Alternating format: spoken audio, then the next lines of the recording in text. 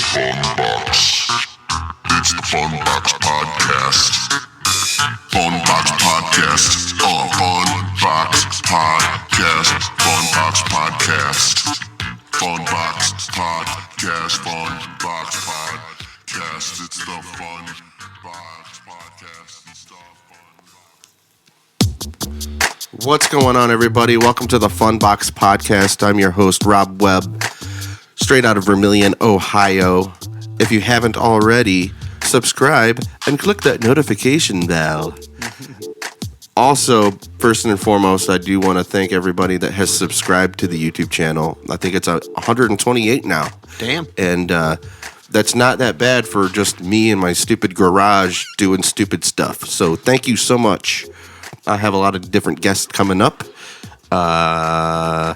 Coming up soon. If something changes, sorry, but yeah, this is what it is. If I get ghosted or somebody doesn't show up, that's not on me. But Chris Sickles next Friday, Mike Long next week, Claire Montgomery is coming on, and I'm going to do a song with Dave McNary as well. I got Matt Kelm on the list, and Sinatra once again. So check that out. I don't know what else to say. I see a lot of YouTube people. They have like a spiel, and I haven't picked it up yet. But anyway, today my guest is a really good friend of mine. I was in his wedding, and Biggest wedding party of the century. oh yeah, we went to Vegas. His name is B.Bunn. Everybody, Oh, hey, hey, how's it going? So Brian, are you okay to talk about phenibut? Yeah, yep. Phenibut. Can you tell me what you have a more clear vision or a more rounded out explanation of what phenibut is? Tell me and the people out there what phenibut is. Phenibut or Phenibut. phenibut. I've heard it pronounced both ways. It's like PH. Phenibut. Okay, yeah. What is that? It is I guess you consider it a designer drug. I don't know. It's legal. It's completely legal. It's basically like, I don't know how to explain it. What it does in your brain is it increases GABA B, which alcohol does a very similar thing. It's somewhat of a I don't want to not. It's like an anti-anxiety medication, kind of, but it's more like almost like alcohol without the stupid. Right. If you get what I'm saying, it does the similar effects. Social interactions are a lot easier. Right. I did it before. I've had it. I don't know what the shelf life is, but I still have like a little pouch of it. I'm not sure what it is. And I got either. I got it when I was living in the apartment, so I've had it for 5 years. I don't know how I don't know how long it lasts. Might want to Google that. I don't know, but dude, I moved in here at the end of 2015, dude. yeah, That's insane. Yeah, I know. It's wild. It's fucking 5 Dude, years. I've been here long enough for somebody their whole high school career. Yeah. I don't know if I like that at all. I don't like the way time is just flying by. But yeah, I had a pouch of phenibut. Yeah. Phenibut, whatever you want to get. I'm going to say phenibut. Okay. It just feels better on my tongue. Cool. I feel like I'm like saying something from Star Trek if I say phenibut. Yeah. Stardate 20545 phenibut. Consumption Log 3. 3. Whatever. Captain's log. No, but it's super fun in moderation, just like anything else, and I'm enjoying the shit out of it. Yeah, I it does give me a boost of confidence. Mm-hmm. From what I understood, it was kind of like that chemical that alcohol produces in your brain without the handicap that alcohol gives you. Yeah. Like That's I'd say probably the best description. It doesn't, it gives you all the confidence without the, falling down and making an ass of yourself. Which Well, is- I mean, don't get me wrong. I'm sure it could fucking get there. Right. Especially if you take it and drink on it a lot, you might fucking get arrested. But Yeah, hey, for sure. That's just with anything, right? absolutely. This is but yeah, dude, thank you so much for coming on. Dude, thanks for having me, man. It was a real relaxed evening. Yeah. I lost my wallet this morning. I told you about that earlier. Man. yeah. I lost my wallet. Turns out it was in my gig bag with all my cords and cables from playing out, and don't know why I put my wallet in that. Like, but going to work knowing that you don't have your wallet, it's the worst feeling. Oh, God. And you can't do nothing about it. Yep. You just Like, gotta, yeah, today is gonna suck. just seething about it, wondering where it could be, figuring out, well, I don't want to cancel my card if I know where it's at. right. And then I find it and realize I have to redo everything with my card, you know, all the payments. All the auto pays. Yeah, everything. Fucking. Yep. So You got to give it that like 2-day period, like where God, it's got to be somewhere. right? Man. But yeah, found it, and that's good. And it's weird because like if I was to report a missing wallet to like the police, I'd have to explain this. Oh yeah, Lick, oh yeah, it's a wallet that says "lick my balls." lick my balls, Rick. It was a gift from a friend, and It's a good wallet. yeah, mold's good. It fits, real durable and practical, but it like has this guy on it. And every time I pay for something, I just feel like I have to hide it. I have to cover up the middle fingers and the lick my balls because I don't want to have to explain it. It's like, well, you know, I'm not really a bad guy. I wouldn't tell anybody to lick my balls like randomly, like old like. You wouldn't want to have to pull it out for the collection plate or Right, yeah. At church, it comes around. Yeah. And Sister Mary Clarence is sitting next to me. Oh, good Lord, have mercy. But yeah, today we're just I don't know, man. I was thinking about like going over like YouTube videos, and I really don't have anything. We could just bullshit about anything, really. But yeah, Brian's a longtime friend. Yeah. He's a producer. He's also in the band Truth Monster. Yeah. You guys know he drums for them. He produced their album. It just came out, just dropped Check on it out. Spotify, all types of social media. all your streaming services. Yeah, you really can. Just look up Truth Monster and you will find it. Check it out. It's amazing. I played the whole album twice at work. People love it. Nobody really has anything to say bad about it. It's just jam. It's jams. And I actually was listening to Marilyn Manson. I texted you about this. I was like, man, you got to play the fight song. It's so Truth Monster-esque. I don't know if you listened to it. No, I did. After you text me, I did. Obviously, there's things you guys would do differently. Right. Like there's like this this thing that Marilyn Manson does with his music, but in the way he sings and stuff. But I think if you guys brought it down to your like niche, it would, because it reminds me a lot of the different things that you guys do. Right. Like, do not die to a God doesn't exist. Right, yeah. It's got it has like real real driving fucking driving groove. riffs and- Yeah, yeah. yep. Yeah, there were like, there's a lot of stuff that he did, and then I was like the drug song. I don't like the drugs, but the drug. Yeah. There's like a real boom. It's Like real a funky groovy, little fucking yeah. thing. Yeah, yeah. I'm like, dude, his stuff is hot, man. No, and I appreciate that shit too, because it's stuff like that that you might not ever think yourself, you know, and then you could fucking dive into that.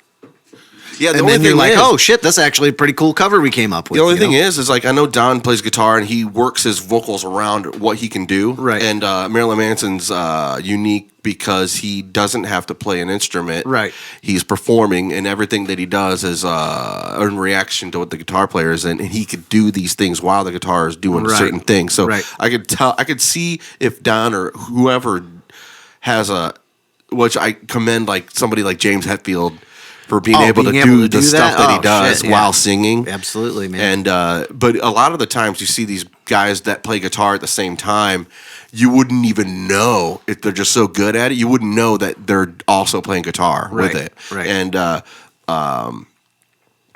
I know some people just have the way they the funk around it, and like they'll do a riff,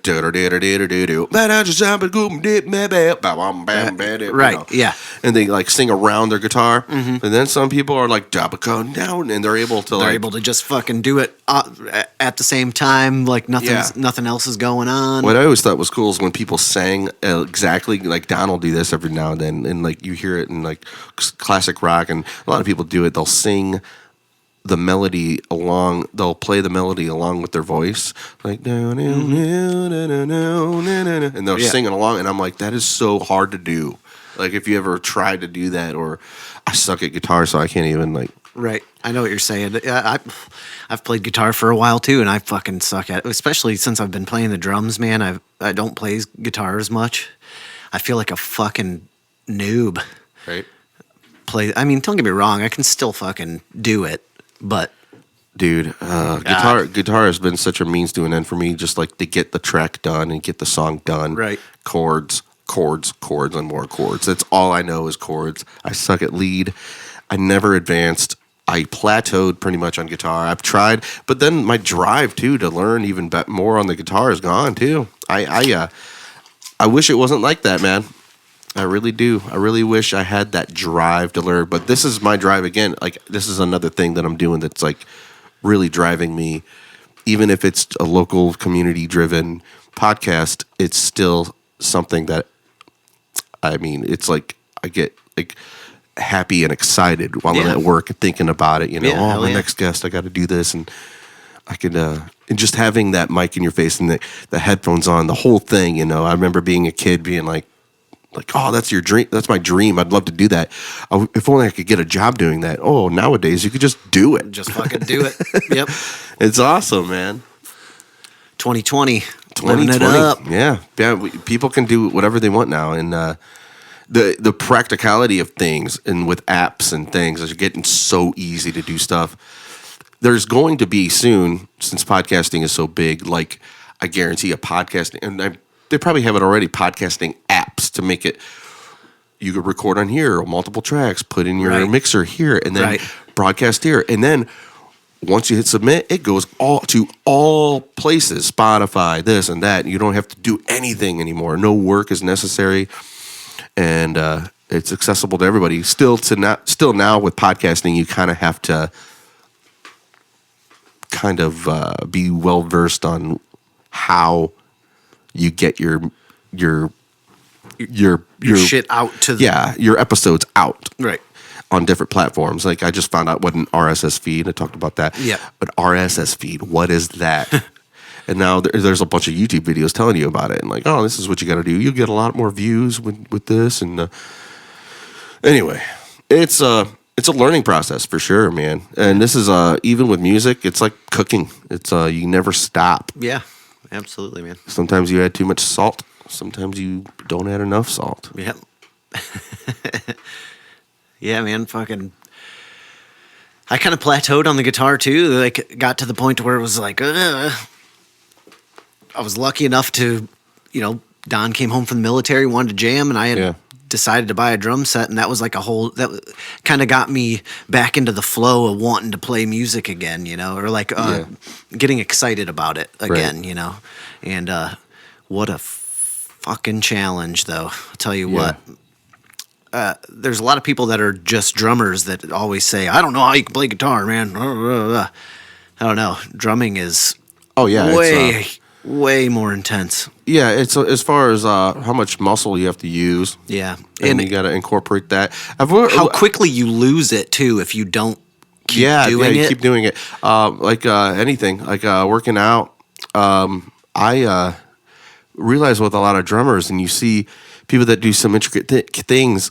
Even with not just with drumming, like heavy metal guitar playing or heavy music in general, it seems like I was never able to fully perform that because I always tried.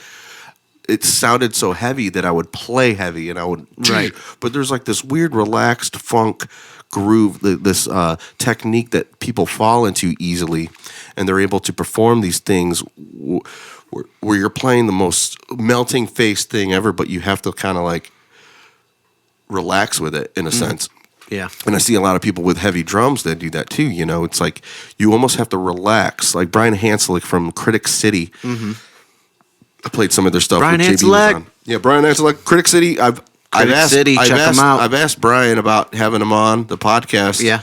I know I'm like a nobody right now. I think that's what it is. Like I was like, man, it's so hard to get people to come on when you're like, I kind of want people to come on so I could get some views, but it's all give and take relationship with this podcast thing. Because I'm thinking, if anything, I could help Critic City out here in the weird rural areas of Ohio, and at the same time, I don't know. It's cutting into their time too, and they want to make it worth it. But he hasn't gotten back to me yet. But hopefully they will, and I'd love to have either just Brian Hanselick or anybody from that band on. I wear their merch every now and then, Absolutely. and I've the episode 18 or 17 with JB Baldwin. We kind of commentated on their Billie Eilish cover, which fucking slays. Oh man, they did a great job with the video and everything. It was like, I was like, holy shit, you guys are really doing it now, huh? Yeah, I know.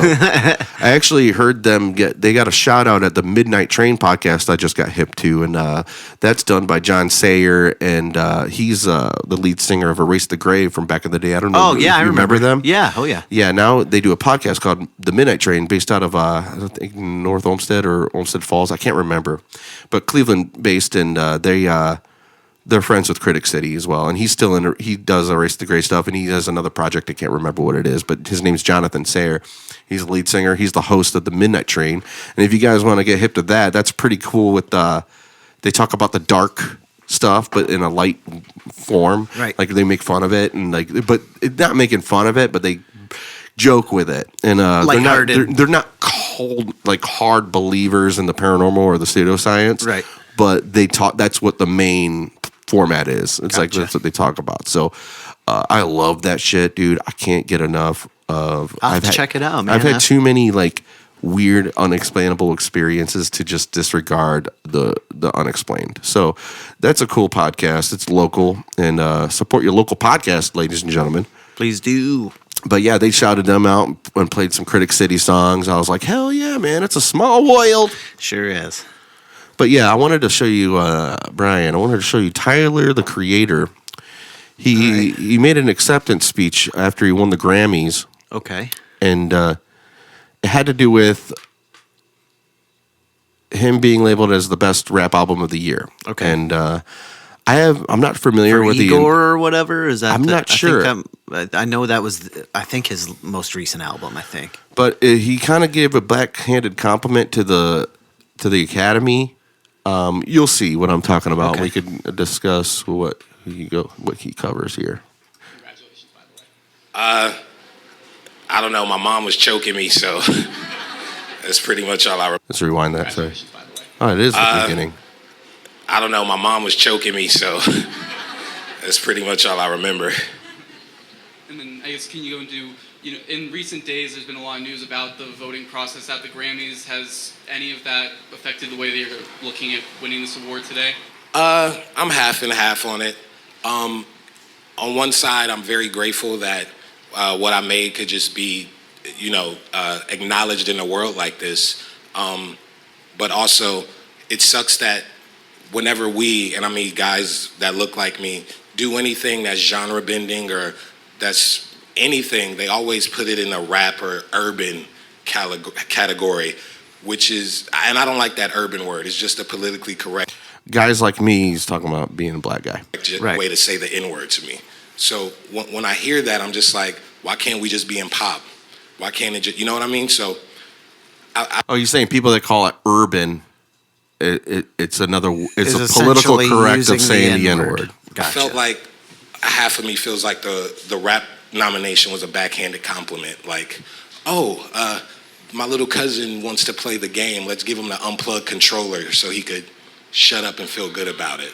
That's what it felt like a bit. But another half of me is very grateful that the art that I made could be acknowledged on a level like this when I don't do the radio stuff. I'm not played in Target. I'm in a whole different world than what a lot of people here listen to. So I'm grateful and like, And then next question. Okay, that was pretty much what I wanted to cover Okay. there. I don't know what to think about that because he's saying urban music and rap music. I've listened to his stuff. I would definitely refer to it as an urban music. There's also country music.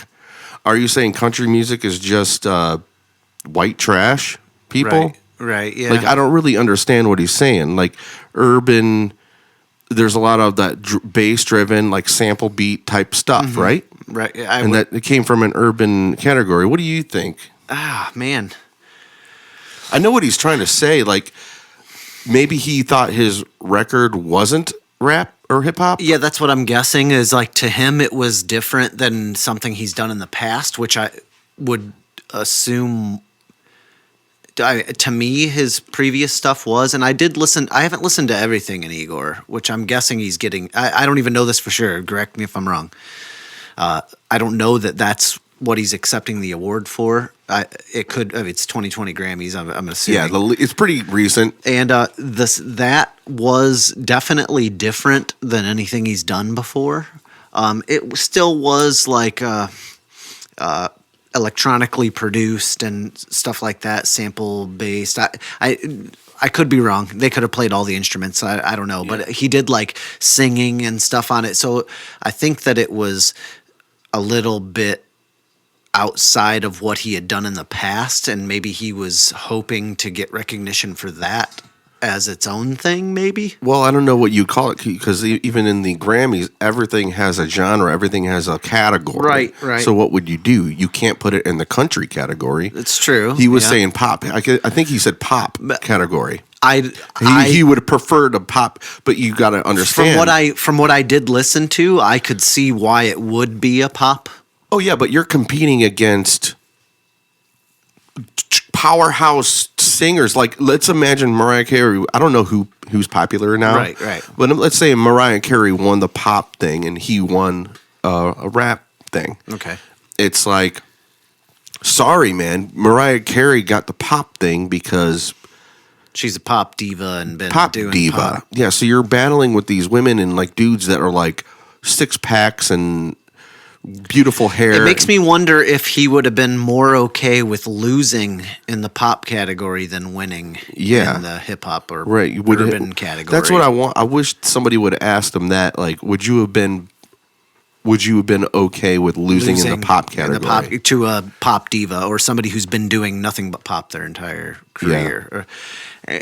Because he can't be pop because a lot of people don't know really who Tyler the Creator is, and if you do, you know. Well, he's fairly popular, I would say, in underground.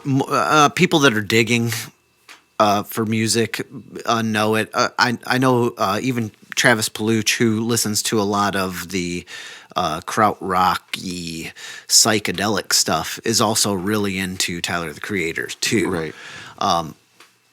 So I know that it goes outside of your typical urban listener. I guess that's the only question that I would have for him. Like, would you have been okay losing in the pop category? Like, not even nominated in this category and lost in the pop category to somebody who clearly is doing pop? Yeah. Because I guess it would just be a conversation to have, you know? Yeah, like half of them is happy, but it's just, to me, to be acknowledged and recognized. You're always actually won, right? Though. And I mean, that's true too. I don't know. He has his right to feel the way he does. I mean, I'm not saying it's wrong. No. Everybody, he feels that way, and that's just. I think it's interesting to talk about as far as like what is, because he thinks urban music is kind of a backhanded racist thing to say, but that's just urban.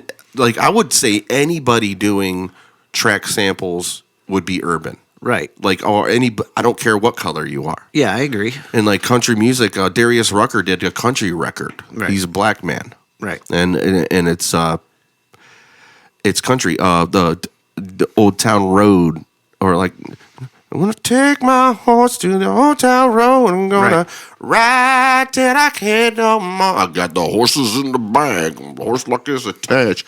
it was a country record. Right. So I just don't get his outlook on it. And he won. Didn't they? But I guess that's didn't what it they is. That's push- kind of punk rock of him to do that, whatever, and I'm all about it. Didn't they push Old Town Road out of the country charts, though? Wasn't there At like first, there was. There was a thing about I think that? it was too, like, once you put like an 808 sub kicker in there or something, I think Yeah. it kind of ruins. Well, that's bullshit, too, because I've heard plenty of Yeah, exactly, yeah. recent no, white, it's a country record for white sure. people doing this pseudo country that's straight up 808s, Yep. hi-hat sample. You Yep. know, it sounds like a hip-hop record. Well, they brought it back into the country light because Billy Ray Cyrus got on the track. Okay. And I guess That's kind of bullshit, too, it though. is bullshit. That's... It's kind of just let it go.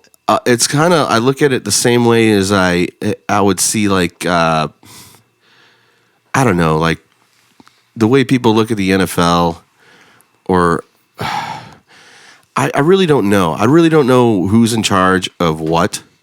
I don't know why that would have been, because you could tell it's the twangy, like, doom, jing, Right. doom, goom that everybody loves in country nowadays. It's a Nine Inch Nails sample. in Yeah? that song. The Wow. Old Town Road. It's a Nine Inch Nails. No way. Sample. Yep, that whole boom. I did not know that. Boom, boom, boom, boom. That's going on Old Town Road. It's a Nine Inch Nails song Oh my that God! they sampled and used for that track. Did Trent Reznor get any recognition for Fuck, that? I'm sure. Yeah. I mean, I haven't heard about any lawsuits, so I'm sure. I mean, that's like one of the most popular fucking songs of the entire 2019. It's interesting, yeah. When things are trademark or copywritten, and when things aren't, I don't know. I'm always just waiting until somebody says, "Nope, you can't do that," and then it's like, "All right, I guess I can't." All right. Otherwise, because I know Beastie Boys were the first group to ever get sued by tracking and sampling, and then I heard 12 seconds is the most you could use, or 8 seconds or something. But the reason why they get hit because they use that loop, and it's a prolonged extension of it, and it's pretty much the riff going and continuous. And like I used not even 12 seconds though. I used like not even 5 seconds of on a YouTube.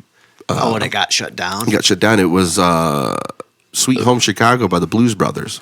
And all I played was, "Come on, baby, don't you wanna go?" Doom, doom, doom, doom, doom, doom, doom, and it faded out. Done. That's all I did. Damn. And they wouldn't upload my fucking video publicly. I have to be super unprofessional right now. You got to poop? I've got to piss so bad. pee? I'm going to piss right outside your door. Yeah. I'm super sorry about that. That's fine. Go but ahead. I'm fucking dying here. I feel like I can't even like concentrate on anything. No, yeah, do it. Do it. I'm- pee. I see people do that a lot in like sorry about podcasts. that. People do that all. It's a podcast. It's supposed to happen.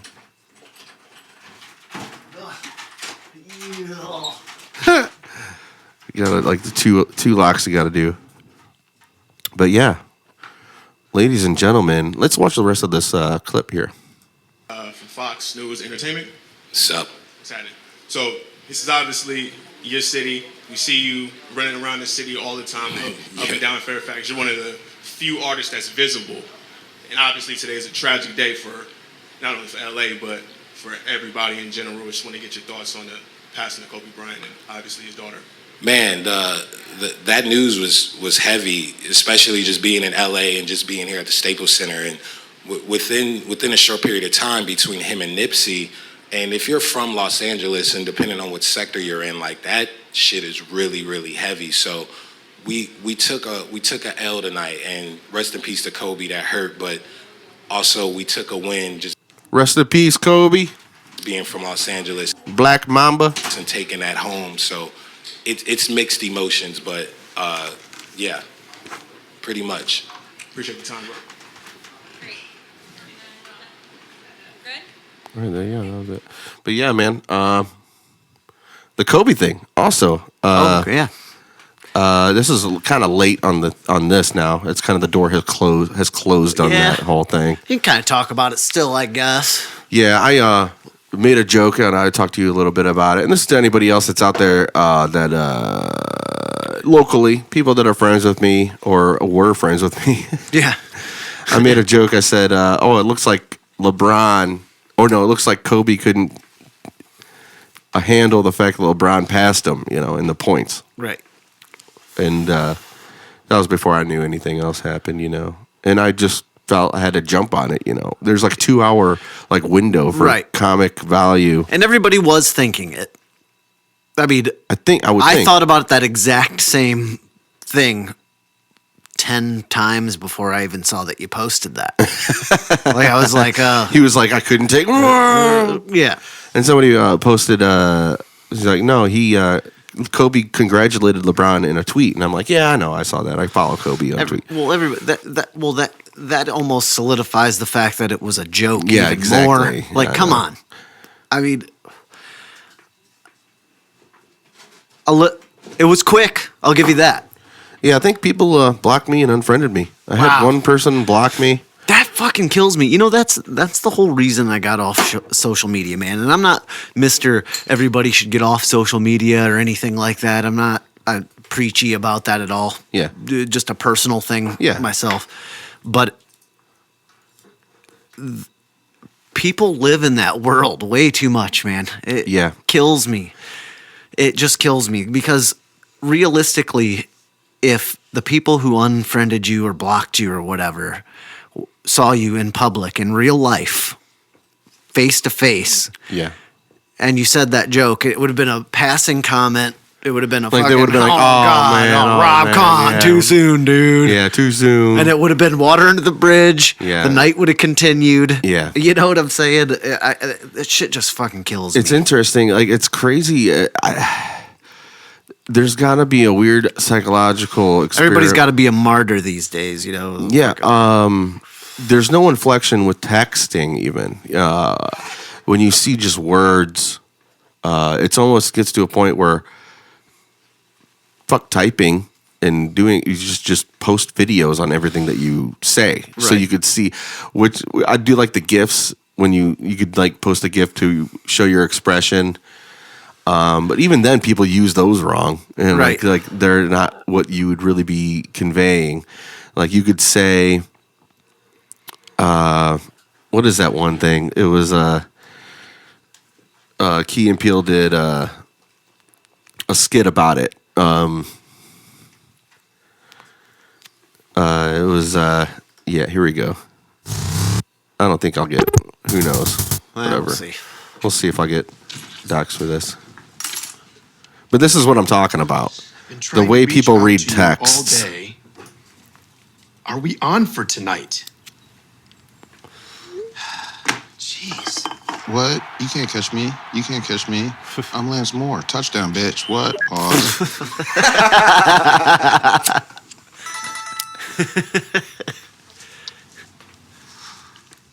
Oh, shoot. Keegan's been texting me. Sorry, dude. Missed your texts. I assumed we'd meet at the bar. Whatever. I don't care.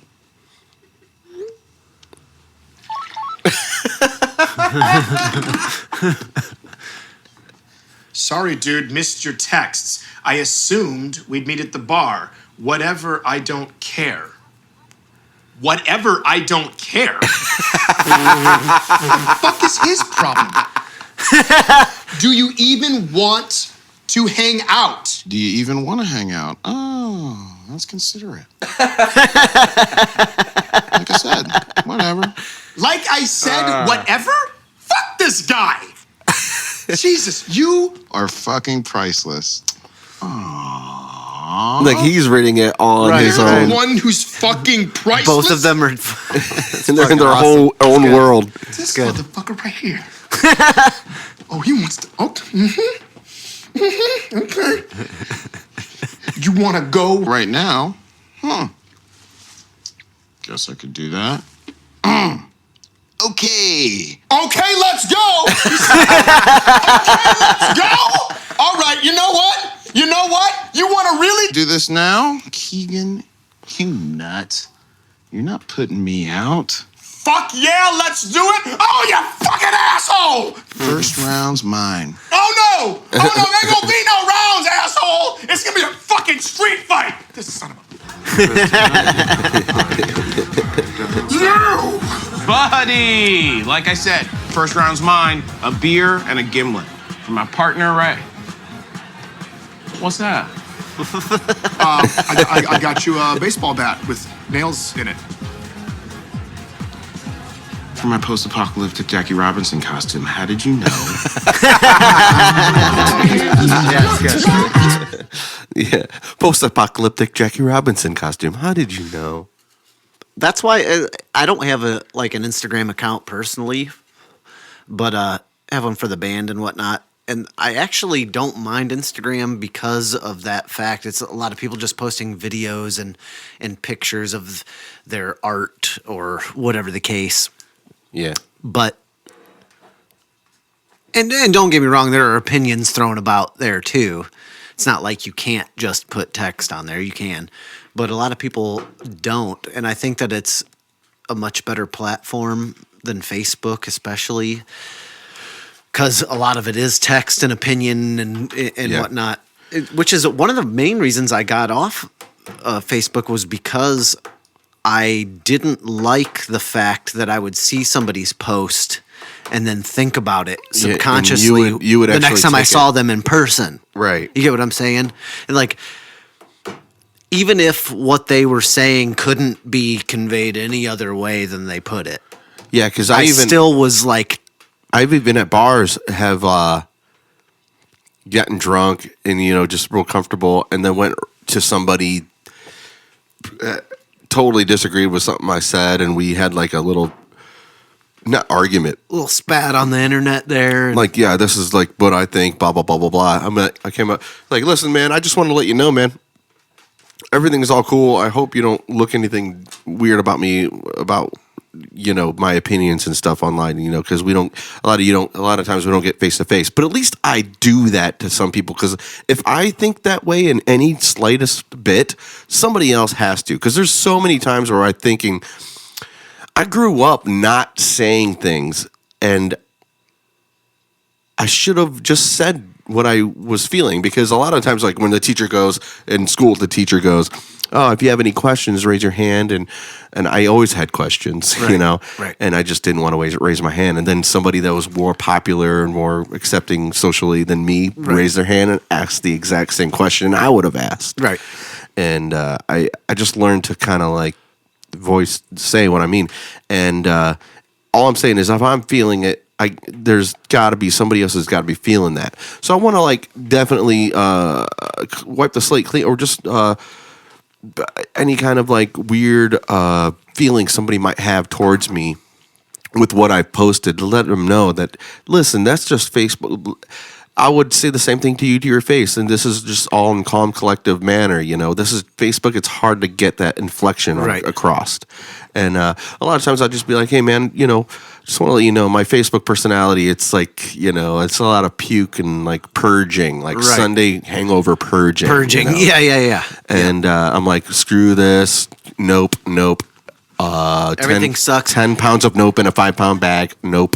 Let me fucking tell you what I think about this. Tell you what I think about this. And it's not really, because I would tell you that to your face. I would. Right. I would say, this is what I say, but you're seeing my face, my inflection, and my mannerisms of what I'm saying, and you would understand where I'm coming from. Even if you didn't agree with it, you would understand, okay, this guy feels this way, and that's fine. Right.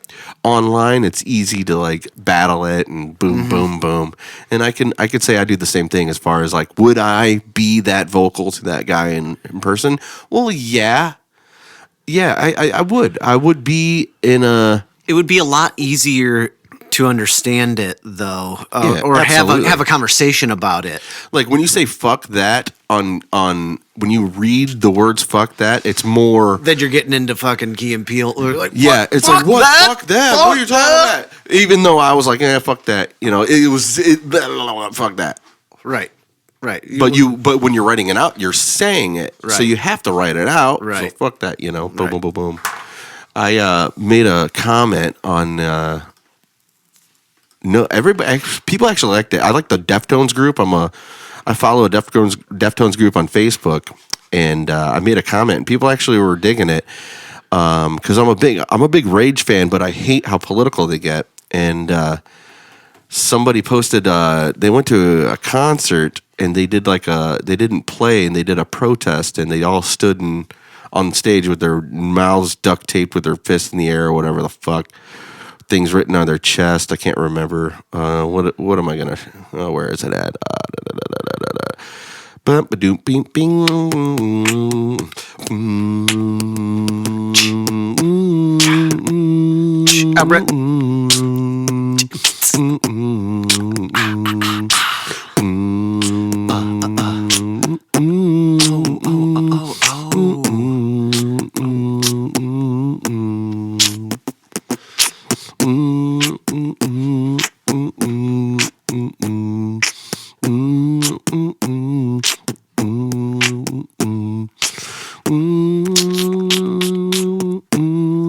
There it is. Boom, boom. Looking Now for we got that. it. Now, boom. Now we got it.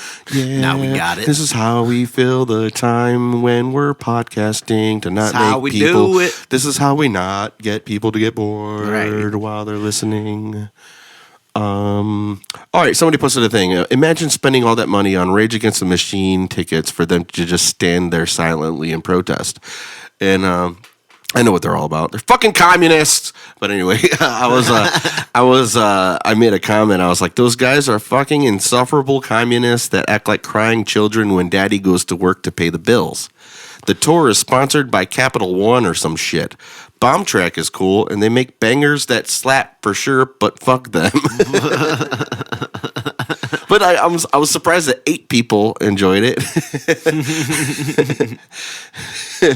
The Rage Against the Machine, Napalm Death, The Locust, and Atari Teenage Riot are the biggest hypocrites in rock and roll history. But holy shit, do they make great music. And yeah, I was... what I'm saying is, like, they do a lot of good charity work. They do. I mean, God bless them. I love Rage Against the Machine.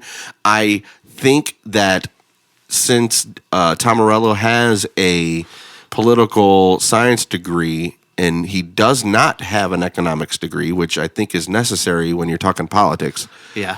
Very necessary. Yeah, I agree. One of the best economists in the world is a black man, Thomas Sowell. He's written many books. And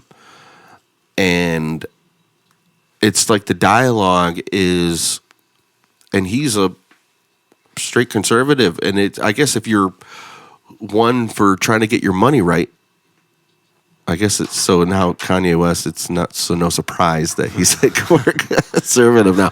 But when you're a guy that's trying to get his money right, yeah, you become like I don't know, I guess more financially aware, fiscally aware of what's going on. Right. And I think it's necessary. I think Tom Morello needs to take an economist course. He's like so far left. He says he's more far left than Hillary will ever be. And he's so far left, he hates everybody in the political thing. And that's actually why I loved Rage, because they are anti-establishment people. I'm all about power to the people. Yeah. But that's what it is that's what a republic really is, and a Democrat republic. It's a lot of the times it's like, really, I don't care. I care about me. And that's what America it really is. I know that sounds selfish, but that's what America is. It's the individual, not a collective group. It's about the individual. It's not about identity politics and are you black, are you white, are you Hispanic, are you Latino, are you Asian, Oriental, whatever. I don't know if Oriental's even like a thing anymore. Yeah. But it's not about are you gay, straight, trans. They have so many marginalized groups that they're like voices for that entire thing. And it's like, what about the individual in those groups? I've seen many videos on blacks, Hispanics, transgender people that vote, more right leaning, Right. And they don't cover those people. Those are individuals, because Right. everybody's different individually. If you lock yourself into a group and that's your identity and you're like a hive mind, like the Borgs in Star Trek. Right. Resistance is futile. It's like, to me, it's like, dude, I can't live like that. I'm an individual. No, yeah. Like I've had, people have unfriended me for saying, I said, anybody that waves a Confederate flag is a tyrant. Go fuck yourself, you know? And then in the same token, I'll say something like, I'm pro-life, you know? And they'll be like, oh my God, you know? It's like, pff, dude, I'm an individual. I think the way I think. I don't have like a category that I like rest my, I'm not a voice for my people. I don't have people. Yeah. You can't learn anything in an echo chamber, man. Yeah, you can't. You can't. And the only thing we can do, and that's why we have the states, is they are like laboratories for ideas. And some states do one thing and some states do another thing. And federal government needs to just shut the fuck up and when it comes to the DEA, I say abolish that. That's a super liberal idea too. And a lot of people would be like, "What? What? What are you talking about?" And it's wild, man. And the common American really does. They have their own individual thing. They're trying to feed their kids, or they're trying to go to work and make a living and make money. Yeah, you know, because that's important. You know, you got to do that. I care about me and my family more than anybody. Yeah, and right. That's it. Yeah, when you make policy on empathy, I don't care about people in California, man. I don't care about people, honestly, in like Southern Ohio. I care about my community and my family most. My family most. I don't have I don't have like kids, but I say that my family when it comes to my siblings and right. No, yes. You know, I care about them, my friends and family. Yeah. You know, if anything, I want them to get all my money. Right. You know. Right. So it's like, and I want them to ride on the roads around here, you know. But I understand that we need to do things on a federal level for security, and our military is important, you know, and those are things that benefit everybody. And that's what I think a lot of people don't understand is that's what people vote on. And I'm not talking about a left or right issue. I'm talking about that's where people want their money to go. They want their money to go to something that's helping everybody, you know. And yeah, it's complicated. Don't get me wrong. I love the people that want like the communism like mentality and the people that want that.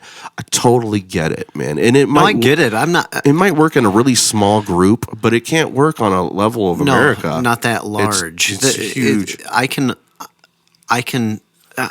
God, I'm a sympathetic individual, man. I understand that people are struggling. I understand that they're I'm very empathetic and sympathetic. Yes, 100%, man. But at the same time, I do think about me and my own. Yeah, absolutely. More so, because that's my everyday deal. Like,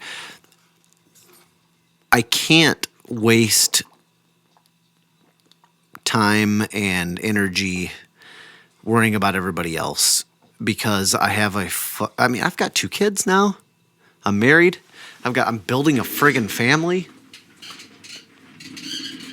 Oh, we're good. Oh, just making sure.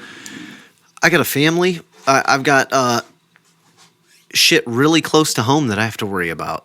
I can't be worrying about everybody else. I can't. And it's not that I'm not sympathetic to people's personal situations or whatever the case may be. Right. I know what day-to-day shit I live through, what I have to deal with on a day-to-day, and that's what I'm thinking about. And I assume everybody else is too. I hope. It doesn't seem that way, but well, a lot of people they think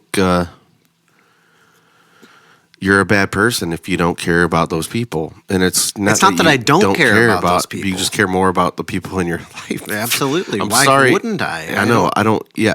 To me, I think everybody thinks that way. It's just I think a lot of people are bullshitting. Oh, that's what I mean. I think that the biggest hypocrites, I think, are the people that claim that. They claim that because of their social media presence or whatever the fuck. All you got to do is hashtag me too or hashtag this, and That's then what, you're I hate absolved. that shit. You're absolved of anything. I hate social media posts about movements so much because I would say probably 75% of those people are not actually out there doing anything about it. Yeah. Yeah. They're thinking that their post and their hashtag is as much as they need to do. Here's a weird thing. Maryland. What is that city in Maryland? They were like saying the president said it's in shambles, and it's like, how dare he say that about that city? You know. And then they interviewed a bunch of people, and they're like, yeah, it sucks here. There's rats running around, and a lot of people that are from the Republican Party, or people that claim Republican Party, went into the city and gathered up a bunch of people to clean. And from out of town, people that don't even live there. And a lot of the people in the community were really happy about that. And it was weird how people twist that to be like, it's like you're doing something good to make us look bad. That's what they looked at it as. Right. And it's like, wow. Right. Wow, what a weird way to twist that to your narrative. Mm-hmm. Like to something that is good, that is happening. You can't just accept it as good. I accept everything that is good, like anything that's left wing or right wing. Like I think everybody deserves a chance for anything. And I'm just saying, you're shooting yourself in the foot with that dialogue, and people are going to be like, "Yep, fuck you, you're a weirdo." Yeah. And that's what's going to happen. And then Trump probably is going to grab 2020 again. Because, or I'm just saying, my opinion, I look at it kind of like sports. I told you before, like I look at it kind of like sports, you know, and then you just see the way things are going. Obviously, anything can change. I didn't think he would win, dude. No, in 2016, I didn't think Donald Trump would be president. No, I didn't either. Absolutely not. I didn't either. I would have put all my money, if I could, in my bank account on Hillary. Right. Yeah, I thought for sure too. Which wasn't that much money, but still. Right. I would have put it all on Hillary. Everything I had. Dude, totally thought she Hit had Vegas, see the Yeah. odds, fucking. Well, she did get the popular vote, but it's every state has to be represented equally, and that's Right. why Yeah. that's why that exists. Yep. But anyway, it was funny to see how many people don't want that the electoral college thing to exist anymore when this son of a bitch, orange son of a bitch, gets president. It's like, well, this is how it's always worked. There's been a lot of times where Republicans have dominated the popular vote and Democrats have won. Yeah. It's just the way it happens, you know. And so it'd be bad for everybody if they were to get rid of the electoral college. I was against it at first, but I learned about it, and that's what makes America so good.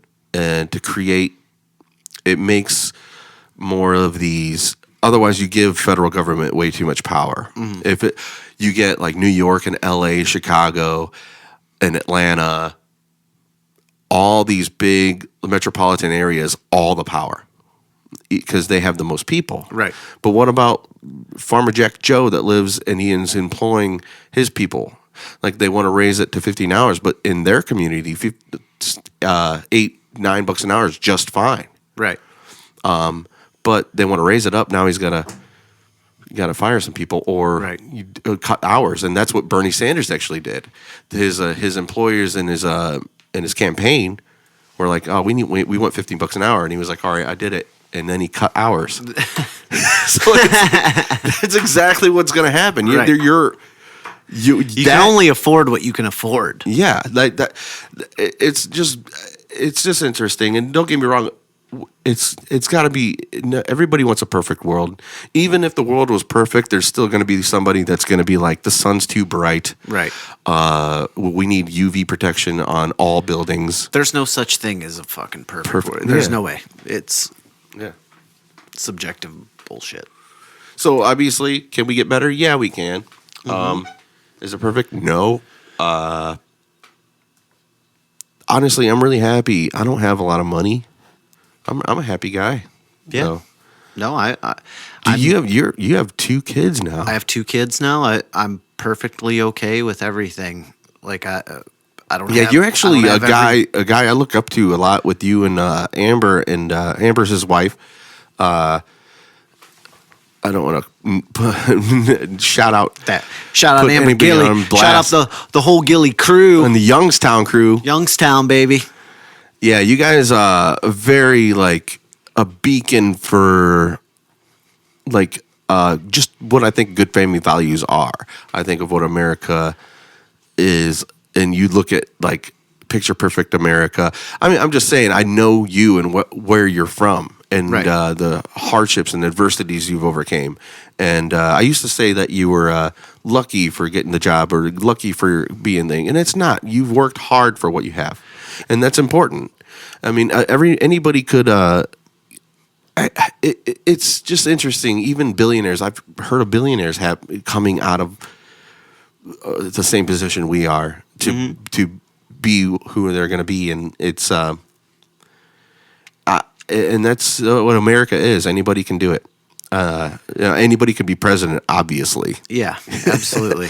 But yeah, your family. That was like the one thing that I took away from the Trump presidency or him being elected was like, well, this is wild, but it Kinda also breaks the mold on- breaks the mold of like people get out there and try because this dude fucking got in. Yeah. You know what I'm saying? And the way I looked at it is like, you know how politicians can just be bought because they're not getting paid as much as a corporate guy. Right. So I looked at it as he can't be bribed. Right. I mean, there's no way. Well, I'm sure he You could. can. There's no It's doubt going in to my take a lot more to bribe him. There's no doubt in my mind that he has some extra weird tendencies. Oh, dude, as somebody far needs as, to like, ban- power or like whatever Yeah. that he could. Somebody completely cut be his Twitter bought feed. by, like- Cut his Twitter feed. He'll be fine. Right. Just cut his Twitter feed. Yeah. Yeah. Or somebody like, where's this like PR guy? Right.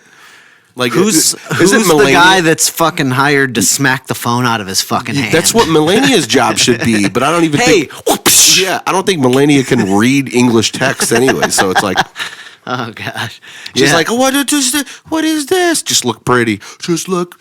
Hey, this is what I have to do. Look get pretty. your hair right, Get your hair right. get your nails right, You're looking a little drab today. put your makeup on. Put your makeup on. She's like stunning, Yeah. and he's still like, he's like Will Ferrell and the other guys. It's like you're looking a little drab. Right. You're looking a little under the. Oh yeah. She's like hot, and Mark Wahlberg's like, Dude, what the fuck is wrong with you? But yeah, like where's Melania at? Like she's supposed to be that other half that's like, Donald, don't post that. What are you doing? Yeah. And a lot of times I'm like, I follow Donald Trump just because I want to be on the up and up, and I'm like, is he really posting that, or is somebody else doing it? I don't believe he's doing it. You think it's just somebody I that, might think it's somebody else. like it's How does he have time? in some way? You're probably right because in some way it garners attention to him. Yeah. Regardless of if it's positive or negative. The Yeah. publicity, nothing. Yeah, no publicity. No is bad publicity. publicity. Yeah. You know. Yeah. It could be. Could very well. Like be. I read him, I'm like, there's no. Is he in the fucking Air Force One doing like tweeting this right now? Like he has like documents to read and shit. Right. How is he tweeting? Right. You don't have anything better to do? If he is tweeting this, if it's really him, it's like fucking stop it. Hey, Dude. tweet this. Hey, Tweet this. I'm the best. We were talking about, Joe Messer was on, and we were talking about, this is like an early podcast I did with him. He was talking about how the presidents have their own blood in their car in like a fridge. Really? In case they get shot, or like they could like do really quick blood transfusions. Oh, no shit. And I'm like, isn't that weird that Trump has that? And I'm like, well, I think I've heard a lot of presidents actually have that. I think every president nowadays has that. Right. He's like, but it's weirder that Trump has it. It's like, I want my blood in a fridge. The best blood ever, by the way. In the best fridge. In the best fridge. You've heard it. I told you before. I'm telling you again. All other blood, complete disasters. My blood, the best. I want it right away. If I get shot, I want my own blood. My blood, and it's the best blood. It's the best blood. AB positive. It's fucking whatever the fuck. It's Speaking red. of blood. The best red. And types in general, I just realized I've been lied to my entire life about my blood type. Just found that out Why lie? 2 weeks ago. Literally lied to? Yeah. Like I they- don't think like purposely or like Oh, so it's not malintent. really lying. It's just misinformed? Misinformed, yeah. Yeah. My mother told me that I had O positive blood my whole life, and I actually have A positive blood. Oh, yeah. I don't know what mine is. You can get a thing off Amazon. Test your blood. Give yourself a little. Well, maybe I prick. do. Oh, you have to prick yourself. You can do the same thing you do for diabetic for checking your Yeah. blood sugar or whatever. just light prick. But you take your blood and you put it in 4 things and blah blah blah blah blah, and it shows you. And yeah, A positive. Because the weirdest thing was, first kid came out A positive. Well, Amber has O positive, and what I Yeah. thought I had O positive. So if you have 2 O positive people making children, you're gonna have O positive children no matter what. No matter what. Well, it usually takes the father. Right. Yeah. So, kid comes out A positive. I look at my wife like, what the fuck? Just kidding. I was like, whoa, that's weird. They must have What got the her. fuck? What the fuck? Gators bitches always be wearing jimmies. I walked right out of the delivery room. No. He's like, your kid's like half black. Ain't mine. Told you I had the bitch on tight, baby. What the fuck? No, so it was always like oh shit, that's wild. And then a couple weeks ago we were like, let's solve this fucking mystery. Let's get it out of the way. And yeah, A positive blood, wild, different. I changed my entire outlook on life. Entire outlook on life. Everything is everything's a lie. Everything. Watch out! Watch out! They're coming to get you. Yeah, I woke up in cold sweats. Good thing I looked at our timeline of what I'm doing. I almost ran out of time, and then it'll stop recording. Oh, gotcha. I gotta pull this like far, man. But we've been doing this for about an hour now. Okay, That's all right. not bad. It goes by so fucking fast, goes dude. Goes quick, man. You start chatting it up. You know what's interesting? My mother hasn't seen any of these podcasts. Obviously, if she would not Wouldn't be into it at all. agree. So I tell people when they disagree with me and they get mad, it's like, dude, my own mother. Right. Like, I probably agree with you more than my own mother. And I love my mother to death. And me and my mother are okay. And we're okay. Right. It's like, come on now. Yeah, that kind of like really does like, it's like done. It's done. It's fine. Right. Everything is fine. You know what I mean? And I want to say that to everybody that disagrees with me on anything. It's like, Hey, dude, man, my mother doesn't like my shit either. yeah, We're hasn't- cool. I don't think my mom's never seen me play live. Right. She's never, obviously seen me just land an F-bomb. She's never seen you like inject a fucking syringe into your arm. Yeah, she's never seen me do heroin. You know how everybody always sees me do heroin all the time. You know, I was like, dude. And she's never seen me snort cocaine off a stripper's boobie. Oh, dude, I gotta do it again. I gotta do it Oh, again. you gotta do it again? Yeah. Sorry. Snorting cocaine off a stripper's boobie, by the way, is the best way to start the morning. It's the best thing about waking up is snorting cocaine off in your cup size or whatever. Worst joke I've ever said.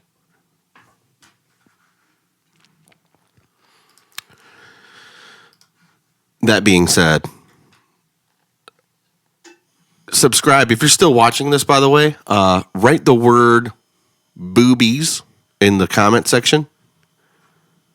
If you're still watching this, write the word boobies with an IES, BOOBIES in the comment section. And it will let us know that you watched the entire episode. Brian, I'm telling the people to write the word boobies in the comment section Okay. if they've listened to this point Gotcha. of YouTube. Gotcha. It kind of the last time I did this with David Spencer, one person commented taco. So Lindsay, if you're out there, thank you so much. Lindsay. I think it was Lindsay. I don't know what Lindsay it was. But I don't know. I suck really bad. I'm really sorry. But also, I want to put out this video of I want Louis Modick on the show. Yes. Got to get him on here. That'll be a good one. He performed some stand-up. Dude, you got to watch this, dude. It's funny. Hell yeah. He performed stand-up at the Route 6 pub in Vermilion about 4 years ago. His brother was recording. Tony. This guy, the first time I met him, I'm like, he's not even like right in the head, I don't think. But then again, he probably thought that about me too. Right, so. right. But I love Lou. Anytime I've ever been around the dude, it's been a fucking great time. this guy, he's Both of those guys, Tony and Lou, both. yeah, Tony, great dudes, man. Tony Great cracked dudes. me out, dude. Have you seen the Tony episode? You I did. You Yes, I watched did. it with Yep, Graham. With Graham, yeah. Yep. It was pretty good. I mean, Yeah. as far as just keeping the ball rolling, he had a good job. He No, did a absolutely. good job. I love both of those dudes. Even dating back to their minor league wrestling shit that they did. I always forgot they did that. Listen, yeah. man, I always had such a fucking huge respect for them to be able to do that shit because they owned it. Well, when like- they did it, they owned it. They were like he was the villain or whatever the case may Right. be. And when you're doing that shit and you're really anybody who's like into something and they're really doing it, I can support that. I can get behind that, man. I love Absolutely. the fuck out of that. Louis Modick got me into stand-up. Right, that's right. Kind of like gave me that confidence. You should do this. Yeah, well, he didn't say you should do it. I think just seeing him do it Was more like a like a wanna green try light that. to do that. Yeah, I want Right. to try that and watching more comedy and like watching Kill Tony with Tony Hinchcliffe. Really, Youngstown, baby. which is crazy. It's something nobody's ever been given. Like the world hasn't seen what it takes to write a joke, and Tony Hinchcliffe is exposing it to the world, Right. which is a good thing. It's like being like the magician. You're revealing a magician's tricks, Right. on what it takes to write a joke. I can And appreciate the shit out of that. I love it because it creates better jokes. Yes. In the long run, it'll Yep. create better magicians and musicians Yeah. and joke writers Yep. or whatever. Yeah. And to be more innovative. Mm-hmm. And so Tony Hinchcliffe, he's on. Eventually, he's going. I think he might not make. Tony Hinchcliffe might not make it to like a Rushmore status, but. Wow. He's good, man. He's really, I'm really just saying, good. as far as like what he's doing for upcoming artists and like comic writers, Mm-hmm. and it's amazing. And I've shrinking down. A lot of people have so much clutter and fat to their joke, and it's like that don't need to be there. Just Right. cut it off and just have Get it to the fucking- get to the point. Here's the Don't setup. bore us, get to the chorus. Don't bore us. Get to the chorus. You know. Like a lot of people, when it comes to writing jokes, man, you just got to have a punch. It's Yep. got to set it up and punch them. Yep. Right in the face. Right in the fucking face. But here's Louis Modick at the Route 6 pub doing some stand-up. I want to show you guys. We could laugh along with this. Yeah, so here hell we go. yeah. And this is funny.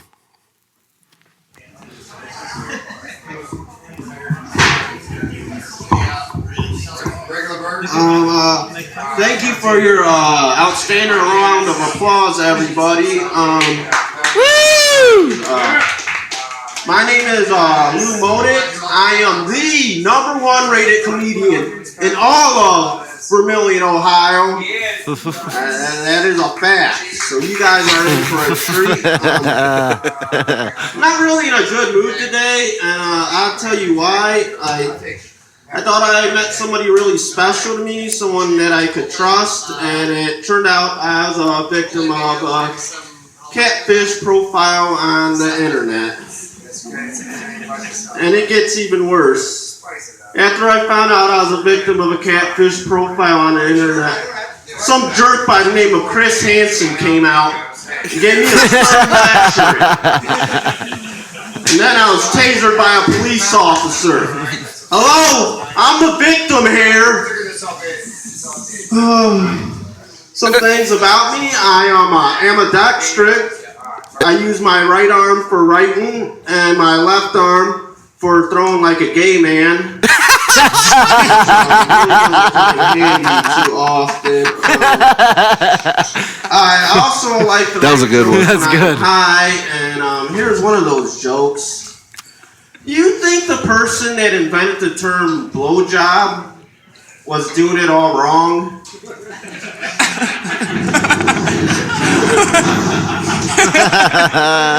I'm sorry, I got a little spit on there. Dude, he's killing The subtle it. details. Do you think the old lady that lived in a shoe was a whore? There once was an old lady who lived in a shoe, who had so many children she didn't know what to do. How about close your damn legs, bitch? Why you having all them damn kids living in a fucking shoe, for Christ's sake? I hope somebody calls child welfare on her. It doesn't say, but I'm pretty sure she's Latino too.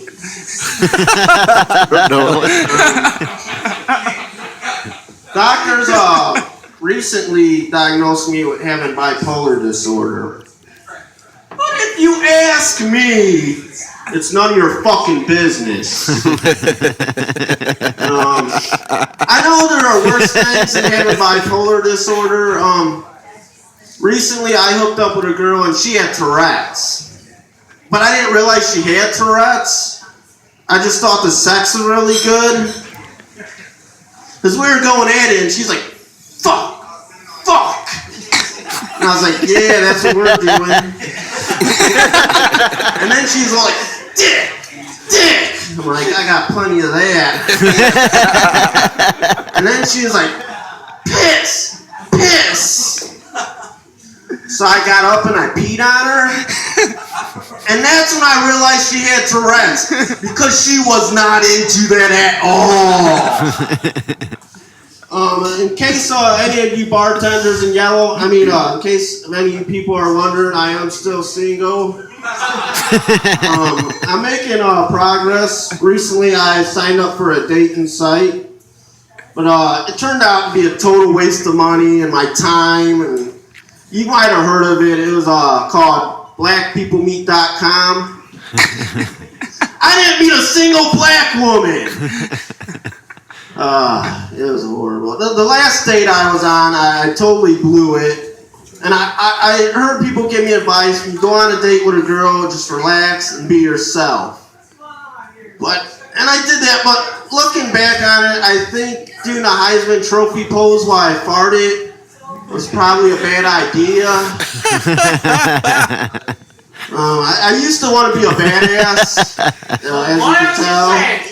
If you don't know me by now. Oh, he's getting heckled now. As you can tell, I am not, because I was very terrified just now.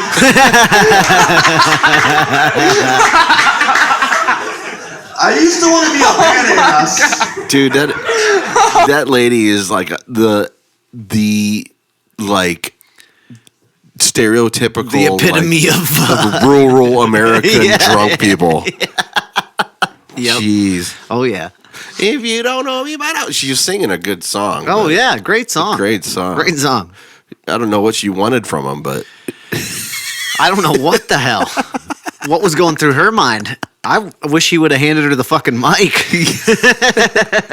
Oh my God. But I didn't get out of the house so much. So eventually my mom pressed charges against me. Thanksgiving's real awkward. And on this true story really happened to me. Not too long ago, I went out on a date with this girl, and we were having Starbucks coffee. Everything's going good, and about 45 minutes into the date, without pause or hesitation, I'm saying something like, yeah, I was thinking about going back to school, but I really like my job. And she says, yeah, I know what you mean. My boyfriend's the same way. And that really struck me as odd because until that moment, there's two things I didn't realize. One, I didn't realize she had a boyfriend. And two, I didn't realize this bitch was fucking retarded. Why the hell would I ask you out for coffee if you had a boyfriend? You think I'm interested in your friendship? Hell no! I have plenty of friends, and I hate them all.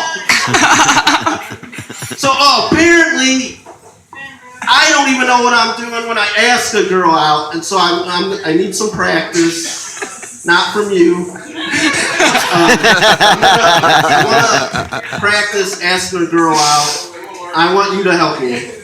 Okay, I'm looking for something that's really subtle, not in your face. What's your name? Okay, I hope you're not easily offended. I mean, it doesn't matter if you are. Well, we're going to do real subtle, show pickup line that gets my point across. We're going to pretend you're at a bar. And you're having a good time with your family. And I am going to approach you with a pickup line. Real subtle. Real subtle. Excuse me, ma'am. Did somebody order some dick? What the? Somebody order some dick? I did say I was a victim of a cannabis profile. Why didn't you say it at the begin with? I wanted to see how far you would get. Alright, well, now I feel horrible, which is... This is my time. I am going to leave before I get arrested. Thank you, guys. Good old Louie, man. Oh, love those Mo Dicks. Oh, yeah, dude. I got to have him on the show. I was like, I wanted him on to, like, do some jokes, but at the same time, that's not what he's about, or any comic. It's like, you want to be in front of a crowd. You know? Yeah, right. So I just want him on to talk, dude. Cause the only guy that I know that, well, I'm sure there's plenty, but as far as mainstream comics that I know that can just be on a show and be super funny like that is Theo Von. Yeah, Theo Von's the shit. That dude's just off the cuff, saying whatever the fuck comes into his mind at the time type of guy, you know? Yeah, a lot of people don't know if what he's saying is real or not. Right. That's the greatest part of it. Yeah. Like, you don't know. He always claims that these things have happened with friends of his back in the day or something. It's been a great time, man. Oh, yeah. Fucking love this shit. Oh, yeah. I like it's funny how it reminds me of doing the cast from back in the day. Like, you forget about how it like how it makes you feel almost. There's like you start to get into the entertainer in yourself or something, you know. Yeah, like I said earlier, I talk differently when the camera's on me. It feels, I feel like, well, not all the time. Don't get me wrong. It's like I'll look at you. I talk differently when the booze is in me too. Exactly. I'll look at you and I'll look at the camera and I'm like, oh yeah, shit. Red blinking light. But like when it's just audio, it just seems like I could just hang my gut out. Right. Sit here nude. But yeah, guys, like I said, if you are still listening, write the word boobies. Boobies. I guess it's too late now. Like, if you were in an hour in, that's fine. Actually, if you're still listening, you have to write boobies and then comment underneath it, penises. That sucks. That's not a good one. Nah. Let's do. It's got to be Trump blood. Trump blood. Yes. If you're still listening to it now, under boobies, try to comment as fast as you can because you know there's going to be so many. So many people. I mean, this is fucking, Comment Trump blood. Try to get there as quick as you can, Trump blood. It's the white bread blood. The white bread blood right there. Orange blood. One thing that's interesting that I've actually came to understand and know, or just even question, it's the concept of whether or not Muslims are a race or not, and it's not. Muslims are a practice of a religion, or somebody that believes in Islam and worships Islam. They're Muslim, so you could be a Muslim. I could be a Muslim at any moment. Once you convert to the faith, of the Quran, I will be a Muslim. Right. And with the thing about a Muslim ban in certain areas, Pakistan and whatnot, with the Muslim ban, they're claiming those people that support it are racists. And it's weird to me. I never understood it until people could have different reasoning for it. Yeah, I just think what people like definitions of terms are changed for different people. They think racism is actually a different definition to some people of what really is. And I go by the Oxford, or Webster's dictionary of what racism is. So culture is actually changing definitions of words. So you're going to have to update things then. Right. You need to update at Oxford. So if somebody studies Oxford and they believe that's the definition, or Webster's, now they're considered conservative, if you right? came from another country and you were just fucking learning at some point, you know how things progress, right? So they want progression, right? So how do you, when somebody's been studying something for so long, do you expect them to change their complete terminology for what things are? You can't. You know what I'm saying? Right. It would be really hard to do that. It would be hard to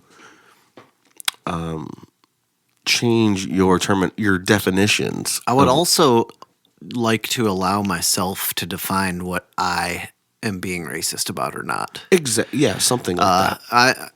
Because anything could be taken out of context, and I could seem like a racist, I guess, about things that I've said. I don't believe in my heart that I am. Right. So where are we drawing the fucking line here? Where are we somebody drawing the else- line? Because I know that I would somebody never, else is telling you how you feel. Right. At that point. Right. I know that I would never rightfully be what I consider racist.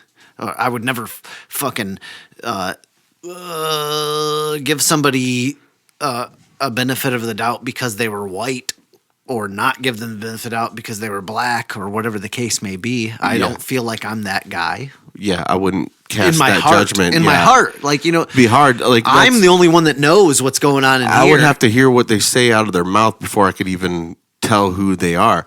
Because you could. I would have to hear something, and then I also would have to. This is what kills me about the fucking cancel culture shit. Well, also, what I got to give props to Post Malone for giving people with facial tattoos easier to talk to. There we go. Oh yeah. There's one. I guess I could. Right. I guess I could. Yeah. So all I'm saying to all the black people out there, I'm way more afraid. I was way more afraid of white dudes with facial tattoos. Yeah. Fuck yeah. Fuck yeah. I don't. I'm saying there's different brands of white too. It's like that's why the identity politic thing that I was talking about. It's kind of, or just running things off of identity like that.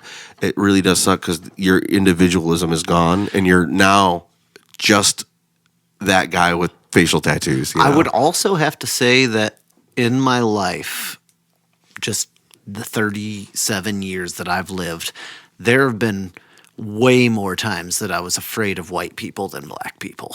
Oh yeah, 100%. 100%. There's so many white people. Man, so many. I guess so. So, I guess European, any kind of European descent. I would say growing up in the area that I have, that is predominantly white. Yeah.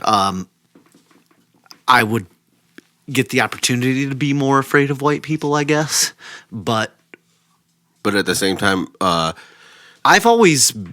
Let's just say you're watching only World Star Hip Hop, and that's the only culture you get out of black people. Right. You're doing it wrong. Right. Absolutely. 100%. get out of your house. Yeah, get out of your fucking house and Go meet some people. fucking go walk around, man. Yeah. What the fuck? Yeah. I heard Method Man talking about that too, World Star, and he was saying the stuff that he does. World for his Star. If I was a black person, World Star would piss me off. Yeah, well, shit would it pissed fucking- Method Man off. He was saying, the things that he does for his community and like what World Star promotes mostly, a lot of violence too. They'll glorify fights in the streets, right? Mm-hmm. Which is fun. I mean, it's when you're there, and I understand the hype. Dude, it's funny. It's great because nobody's gonna die, but do you? There's no Right, ref. right. There's no ref. Right. There's no nothing. Yeah. It's not a controlled It's environment. not a controlled environment at all. So you can't. Anything can happen, and that's dangerous, and it's not good to promote. It's not. But it's the world we live in. It gets promoted. I'm not going to say ban it or shut it down. I'm just saying raise your kids right and do something right in your community. Method Man was talking about that kind of. It's not covering what he's about. One of the originators of the hip hop genre. You know what I mean? Like Right. one of the guys that Right. like Fucking Wu-Tang, baby. Wu-Tang. Woo! Enter the W. There's What? so many members, I can't even name them all. I don't even, Dude.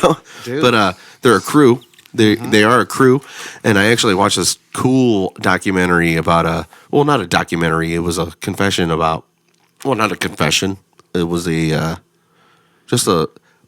critical piece on music. It's just a critic saying Beastie Boys is the best group of all time, and you can't call Wu-Tang a group. They were a crew because they rapped independently from each other. Oh, right. I gotcha. Beastie Okay. Boys stuck together as They were a band. group. Right. Yeah. I got Like, you. they couldn't. It was the Wu-Tang crew. Yeah, it I was can get Wu-Tang that crew. for sure. 100%. Well, Beastie Boys couldn't do it without each other. Like you Right. can't have just Ad Rock. You couldn't just yeah. because then Yep, there'd just yep, be yep. that's. I mean, they had Ad Rock with Ad Rock. Ad Rock sang a lot of songs and Sabotage, and Right. was the lead singer of like a punk band. Right. But that's what he was. That's what they started out as. So it was normal for them for Ad Rock to do just a song with them. Right. But they were all still playing the instruments and Right, stuff. right. But other than that, they specialized in you didn't have to do it again, like overlay your own vocals. Right. Because you could just do your part, and then it's definitely like choreographed for sure. But that art form too in hip hop is amazing. When you can choreograph and still be on time and be that real with it. Yeah. And it's an art form, and it's a band. It's a group, Right. So I agreed with everything he was saying. I was Yeah, like, I'd say damn. that. I was like, 100%. Beastie Boys is like got to be like. I mean, it's just so complicated when you try to do it yourself. It's like, damn, well, shit, I can't do this. And I was never too like creaming in my fucking jeans about any of Bone Thugs' individual shit. Oh right, yep. Bone is another one. I'm not saying that Crazy and Busy's shit on their own wasn't good or that I didn't listen to it because I did. But it wasn't East 1999, baby. Bone Thugs and Harmony from man. Cleveland, Ohio. Oh, they know. They know. Cleveland's got has had trap houses Dude. forever. It doesn't For a matter. long It doesn't time. matter we're in the north on the fucking water. Doesn't matter. Oh no, we just stay out of East Cleveland. That's what we do. Yeah. We stay out of East Cleveland. We know what the fuck goes on. Yeah. I ain't part of their community. They don't give a fuck about me. Nope. But you know what? And they shouldn't. And they shouldn't. Whatever. They should give You a fuck do about you. what's going on in their fucking shit. Like They should- we know how to drive around it. Right. Yep. Know exactly what road not to take. Yeah. Unless you're some titty sucking rookie. Give your balls a tug, tit fucker. Hey, have you ever seen Letterkenny? Oh yeah, I have. Have you? I have. I got. It's hard. I didn't like dive into it. Right. But the first thing I saw was a hilarious. I posted a GIF thing where Okay. it was a short video about them talking about the meat and how to cook a steak. And everybody had, it's like, that's overhandling. Right. 2 grill marks on the thing. Right. Flip it twice. And the other guy's like, oh, you can flip it many times. And then it has its own, like. Right. Well, that's that whole fucking show's premise is just them riffing on one thing for a really long time, and then they go on to a next thing. But I'll tell you what, man, I've watched everything they have. Letterkenny. I wasn't bought into it at first. Like, I was watching the first season, highly entertained, but I wasn't like laughing constantly. But the more you buy into the lingo, I think it's really the slang you have to understand. Yeah. And that takes a good season to like, oh, okay, you say you're 10-ply, bud. That means you're as soft as 10-ply toilet paper. But you have to watch the shit to know that, right. You know? And once you buy into the character and the humor in it, it's the later seasons are tenfold better than the earlier ones.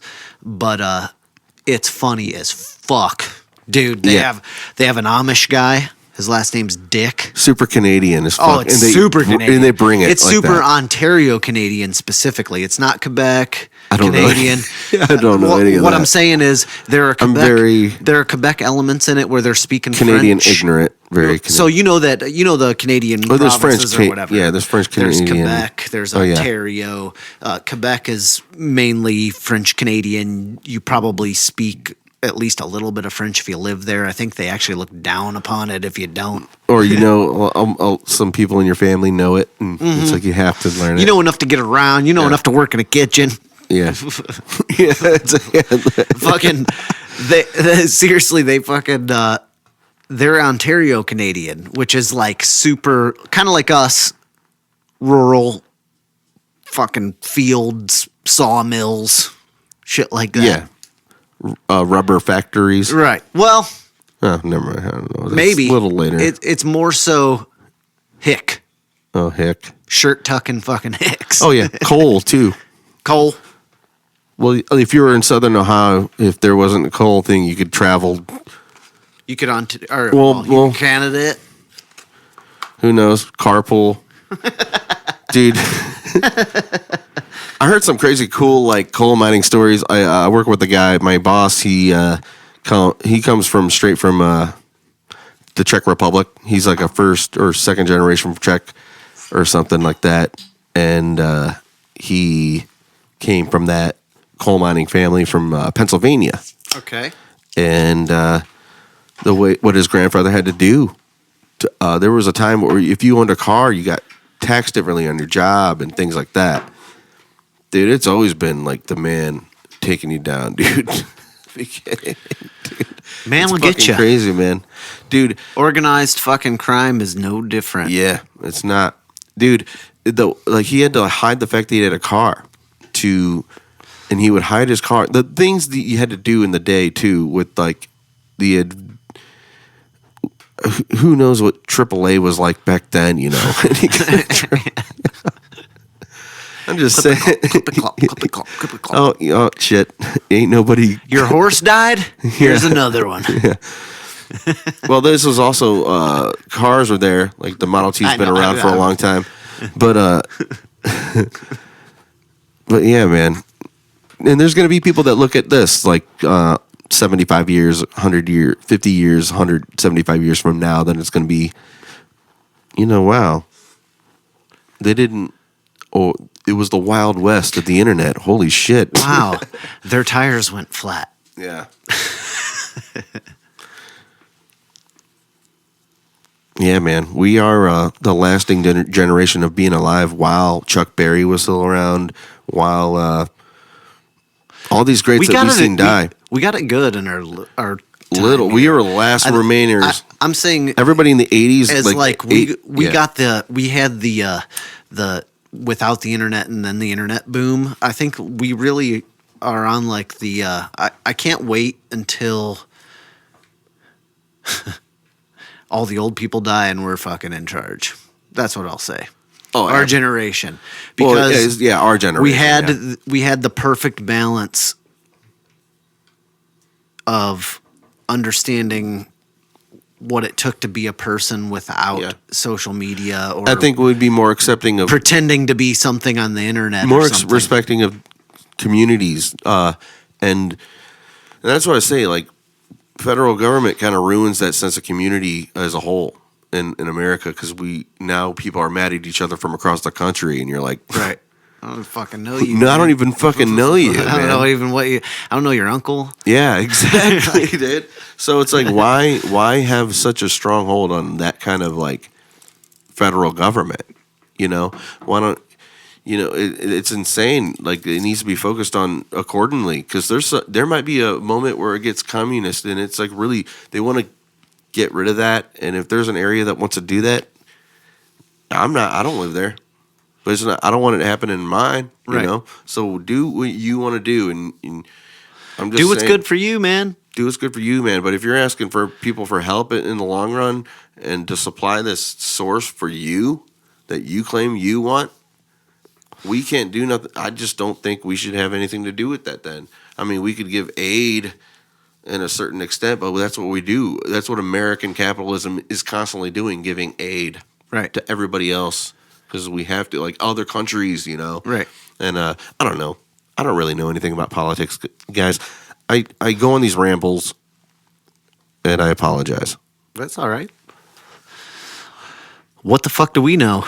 That's what I I know. always That's say. pretty much what do we. Anytime I'm asked my opinion, I give my opinion, and then I go, but what the fuck do I know? Well, the road constantly forks.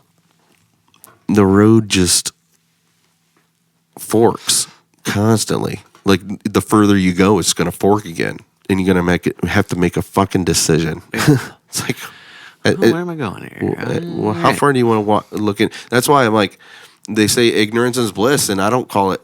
If you're willingly not, you could always learn more, and that's the thing. And I don't want to stop learning, but at some point, your values, they stop you from progressing even more. So it's like, people judge people on today's standards of the people in the past, and you can't do that because culture and what was right or wrong has changed, you know? Yeah. So it's like, yeah, owning slaves is bad. Nobody's doing that, but you're saying every slave owner was a bad person. Right. That's different. You can't judge them by today's standards. There had to at least be one slavery, person who owned slaves that was like, this is wrong. Yeah, exactly. There had that's to what be it one. was. Absolutely. There's many. That's why the Civil War happened. Well, that's what and I'm it saying. was like, there had yeah. Because they're human beings. We know that, you know. Mm-hmm. So, and I say we. And they probably, that same that. person may have owned slaves for a very long period of time. Yeah, and I don't want to say we. I don't want to say when I get caught up in that standard thing, because and I said we and you're throwing they. yourself in a box, man. We and they. I said we and they. Don't. That's something I'm trying to change. Is saying we and they. That's like, no, I could have very well been born in the conscious mind of humanity. I could have been anybody, a different race, different time. I could have been born at any given moment of what a conscious person is. I was born a white boy from northern Ohio. And I didn't choose to be. I didn't choose to be. I'm not saying that white privilege isn't a thing. I'm sure there is plenty. I'm sure there's plenty of it. There may be times in my life where I was accepted I would say because of it. What's the definition but of I didn't privilege? know it. I didn't know it. Privilege is granted, something that is granted, right? Well, Let's cover it right now. We did this at work earlier. I think one time my boss actually looked it up. Privilege definition by the Google definition: privilege, a special right, advantage, or immunity granted or available only to a particular person or group. And that means it's given. So that means there's an entity above you granting that to you. Mm-hmm. Do I believe? And usually that's the government. That's the ultimate granted thing. Right. The government is granting privileges. I don't believe that at all. I would assume that it is individualized too. I mean, like I would say in a community. In a community, yeah. I probably got a job as a dishwasher more so. I'm saying federally, no, I don't think that. Like, I don't think that it's a federal thing that is a Federal, privilege. no. I think it's an individual Yeah, thing. for sure. Yeah. Federally. I'm saying in a community, and I would say there's multiple communities that are, and it's proven in the market, and that's why it's illegal to discriminate on race in the housing market. Right. Illegal. Can't do it. And but it's like, how do you even judge that? How are you gonna? Did you not want to rent to that person for that? You know, Right. But it is against the law, though. It is if they find out. It's also their thing that they have to deal with, and I don't have to give a fuck about. Yeah, exactly. That's, man, holy shit, that happened? Whoa, that's wild, but I don't have to give a fuck about it. Yeah. It sucks. I wish that wasn't happening. I don't know what else I could say about it. Yeah, I wish I wish it wasn't. Yeah. You know, it sucks, really, really bad. But you know what? I don't have anything to do with that. No, me personally, I don't. Personally, on a personal level. And if I was ever a position of power or anything like that, I would never use race as anything of a guideline about anything. If I had the opportunity to hire somebody for something, I'll tell you what, I'm hiring the person I believe in that can do the job. It has nothing to do with their race. It don't. I was raised in a very. I've met many of black people. Yeah, I was raised in a Arab very. people. That's what I'm saying. My heroes were all that are my idols way were all more black. intelligent and capable than I am. Yeah, You know what I'm saying? Yeah, I was raised in a church that was the community was real diverse, all different types. We had a Japanese. My buddy's best man in his wedding, his grandmother's full-blooded Japanese, and she was part of the church. And I was, the church is in Lorraine, Tower Baptist Boulevard, Tower Baptist on Tower Boulevard. So many different areas from that community and that part of the city of Lorraine. They really came together, everybody, and at a very young age, it was so like normal to be around anybody that I'm the type of dude that would say a black joke in front of a black dude, and like it was because I don't look at everybody's everybody at that point at a very young age, and I think I'm fortunate. Is that a privilege? Nobody granted that to me. Right. You know what I mean? Nobody granted that. You could say God privileged me. Maybe you could say that, but if white privilege exists, you don't get it until you're older. Yeah. Like,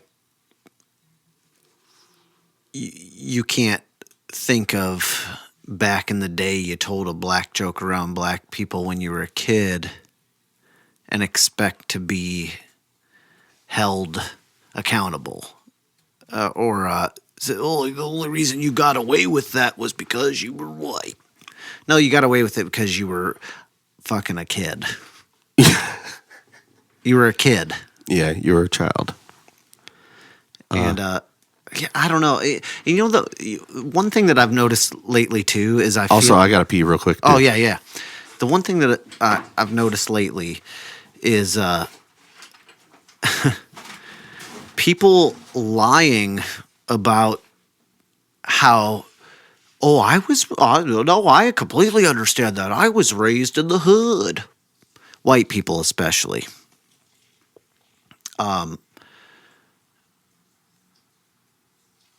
When you dig deep and you really realize where these people grew up, it was not the hood. Now, I'm going to say there's plenty of white people that did. But you got to stop with the shit. Stop saying you came from the hood when you think it's going to make you closer to the situation you're talking about or whatever. You just look stupid. I won't bring up any names. I'm just saying. Ooh, it's cold as fuck out there, damn. Heard a person at the bar going on and on about how they... I completely understand that. I grew up in the hood. I was in Lorain. I grew up in the hood in Lorain. Lorain. I have no. You know, the hard knocks of Lorain County. Well, I recently talked to somebody who said, I know exactly where that person grew up, and they grew up behind me in Lorain, and it was not the hood. Yeah. It was like extra white bread. Suburban. Fucking, it might as well have been Vermilion. Oh, yeah. You know? Yeah, Lorain's big. Mm-hmm. But yeah, we were in the pits, the armpits, growing up. I'm like, why did you guys rent there? Dude. It was cheap. It's the same thing. I fucking... Listen. I had the opportunity... my grandparents were great. That was the thing. So, like, my grandparents watched us a lot. My grandfather worked at Ford Motor Company. Not well off, but able to get the job done. Able to take care of his grandkids, even. And my mother being a really young mother, rebellious, put us in some situations where we had to suffer like a motherfucker. And I've been on the fucking... I've spent a Christmas in a car. Like, I for real lived in the hood. Yeah. Like, not acting like I didn't. My brothers grew up in on fucking Levitt Homes on 58, man. Yeah. We know what shit's really about. And the struggle. When I hear people lying about that shit, it just drives me nuts. It's like, you really have no idea. You had it so fucking good. You have no idea. Dude, we had I think that's probably why we got some shit from some people on East 31st Street. We were the first people to move into this brandly new built home to be rented out. And we were white. That's probably why. Right. No, I don't know. That's why you got it. No, I'm just kidding. I don't really know. Our neighbors were black and they were awesome, and they kind of like when we weren't looking, they were looking, and when they weren't looking, we were looking out for each other, which was cool. Mm-hmm. And yeah, my dad was a really good person with everybody around us, and he created a sense of security with us and with the surroundings, like making friends. And like he was good at there was a 16-year-old afro dude, fucking, I say afro, fucking, bouncing up and down when he walked. 16 years old, sagging his pants, fucking thugging the fuck out. Right. And we're like 10, 11, 12-year-old dumbasses. Right. Fat, chubby white kids. I don't know. I'm just saying that's how I feel. I'm just like, I'm so like, hey, I have candy. Yeah. Tee-hee. Candy. Yep. A big bowl of it. Oh my God, what is this? Does anybody want to play Foursquare?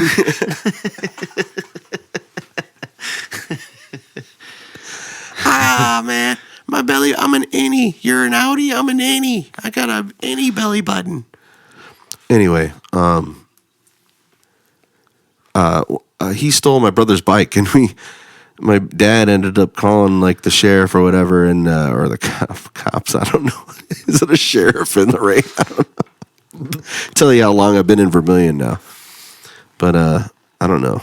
A cop, an authority, and ended up cruising by and seeing that dude that was like hustling, just like making noise in front of our house with a like banging on the sidewalk and just hanging out and just like claiming land or something. I don't know. But my dad was just like, what the fuck? Claiming land.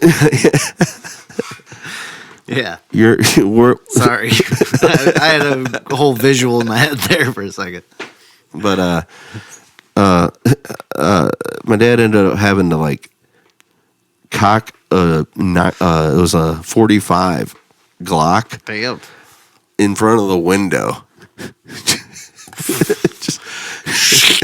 just to get him to leave, because he was like targeting us. It was like, because we're the only, like, you have to understand the layout of the roads and everything.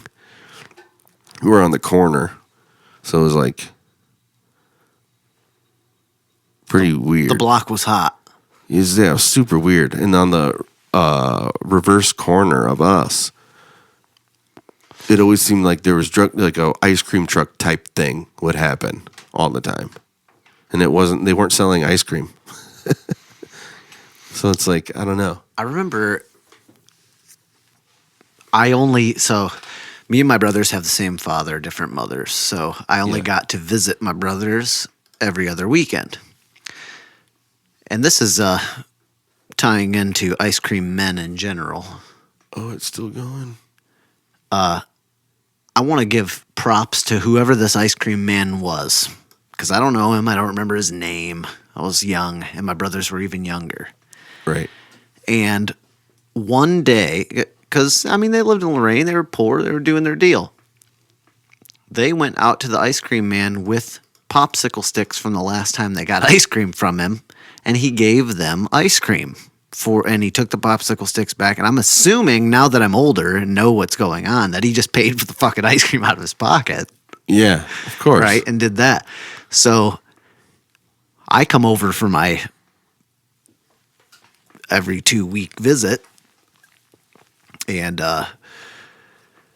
my brothers and my sister are saying, this ice cream man accepts popsicle sticks. If you give him popsicle sticks, he'll give you ice cream. And I'm like, what? Really? No way. Let's just collect as many as we can. So we go out to this fucking ice cream truck when he comes around. We've got a bundle, dude. I mean, we've got a fucking... Oh, shit. We've got a fucking full-on log of fucking popsicle sticks to give this dude. And, bless this ice cream man's heart, he took every single one of those popsicle sticks and gave us all ice cream that day. That's awesome. Yeah.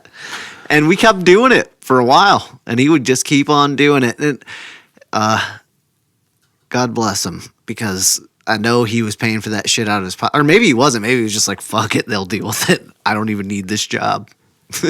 I'm a fucking ice cream man who gives a fuck. But, man. Yeah. Word to that ice cream. Yeah, word.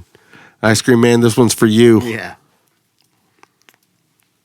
Man, so many stories I could talk about, or like where people, the least expected type of good person you see, like in the least known opportunity, you would see a good, decent person, and just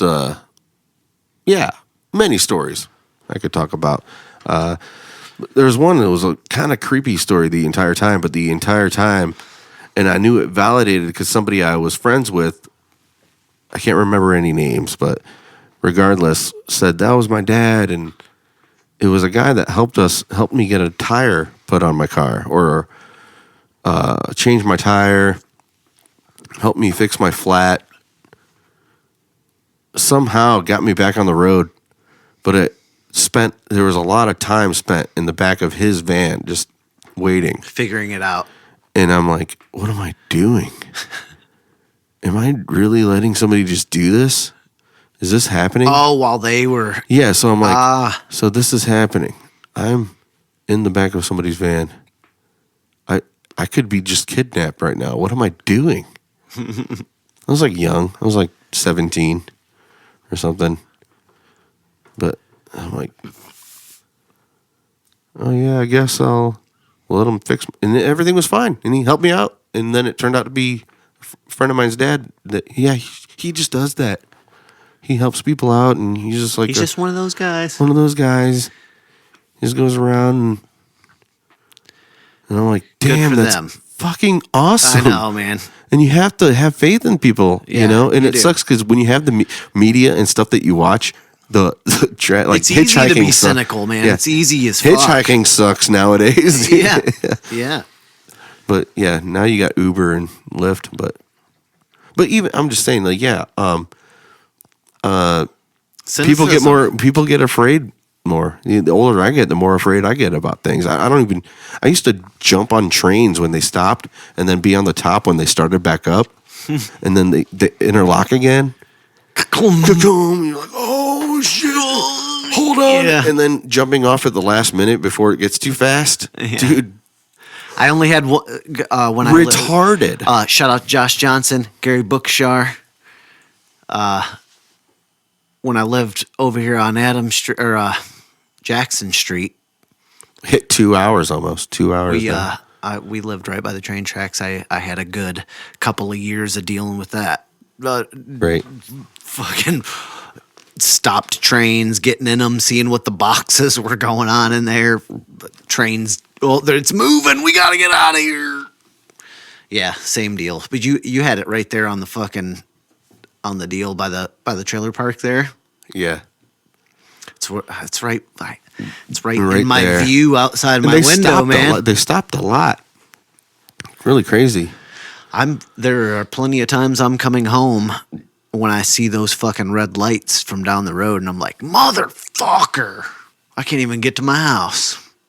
I have to go all the way fucking up and around, coming down the deal. We had the First Woods, and anybody that's from Harbortown Trailer Park. They know the First Woods? That know the First Woods. Was the First Woods, if you're in the trailer park, They're right by the trailer park. they're Any to the woods. left of the like if you come in, The only if you come in woods. at the community center there and you take a right, are they to the left? Yep.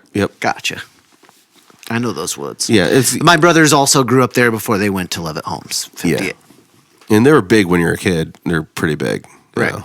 But when you're as an adult, you're What's like, the wow. second? Was the second woods over by where Don's house was? Well, no. Second Woods is just beyond that cornfield because it cuts off, and the train tracks go on the right, Gotcha. and You have and to they start cross again. the tracks. Well, they start again. It's just cornfield, and then they start again. Oh, Woods- gotcha. Woods starts again. So you go through a field, and then the second woods happen. Are those woods even there anymore, or is it? Yeah, those cornfield? second there's- woods are there. Second the woods first are woods aren't gone. They're gone. Cornfields now, or bean All- field, or whatever. Yeah, whatever it is.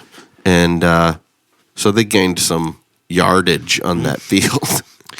Gained a It's- little income. It's really, really hard for me to understand how that's so easily possible and that just happens. Yeah. That's a whole environment that I remember and I'm used to is completely gone.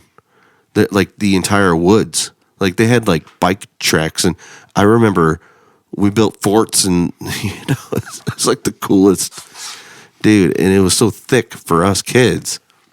And they're gone. Right. And we created environments in that. Yeah. It's crazy. Yep. All the canopy overshadowing all the big trees, everything, and little like areas. It's like, how do you plow that?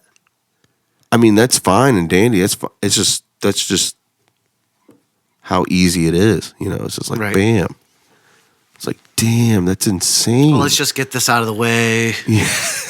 Who's fucking? Yeah. It's, Hold on 1 second. Hold on 1 second. No. That's why it's like people. That's why I understand people that Plant some corn. Yeah, that's why I don't. They like. It's like you build the houses on graves. You forgot to remove the graves. The poltergeist. Oh yeah. Didn't remove the graves. Caroline. Build houses.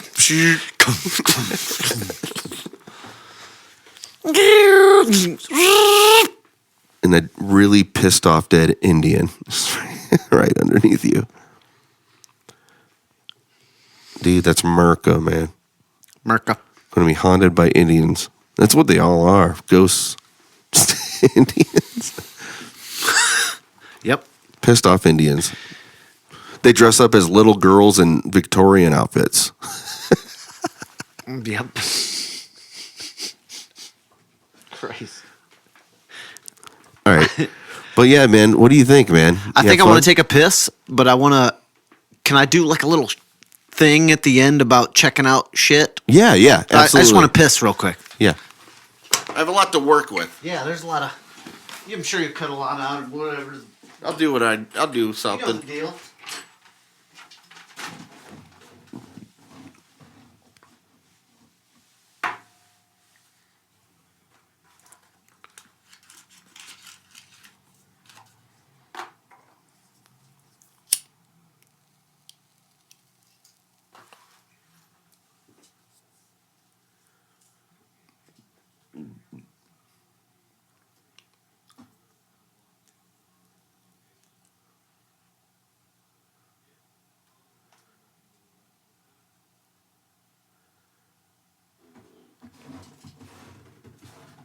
Oh, sorry, I didn't close the door. Jesus Christ. It's like 17 degrees out there. Jesus Christ. Holy fuck! Yeah, it's fucking cold out there, dude. Fucking cold. Yikes! Hey, papi! All right, so you wanted to give some plugs. A little bit of a plug, I guess. A couple plugs here and there. I just want to say, check out Truth Monster, first and foremost.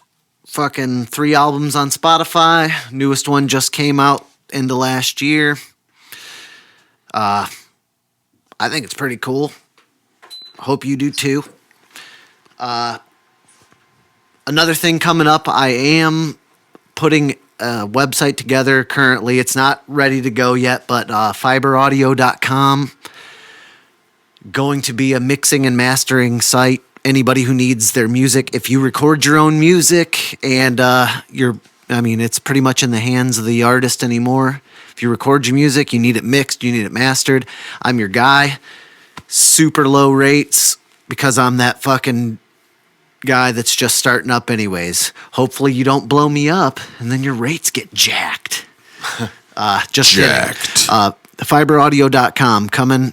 FYBRaudio.com. You can contact me, Brian at fiberaudio.com. Fiberbrian@audio.com as well. And please, if you're an artist and you need your shit mixed, mastered to the pristine of industry standards, give me a call, give me a voicemail, text message. It's all on there. It's all on the fucking site. Check it out, please, for the love of God. I need to stop doing the job that I do. Don't we all? Why is this taking so long to load? Spectrum, what's going on, man? Truth Monster on Instagram, at Truth Monster Music. Playing at the Old Prague February 29th. Come up and check it out. It's going to be a good time. It's going to be a real good time. Real good time. We'll go with, well, shit. To play us out, anyway, thanks for watching, guys.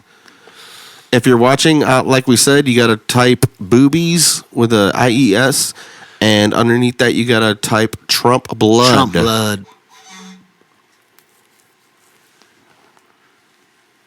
Trump blood. Nip it in the bud. Nip it in the bud, man.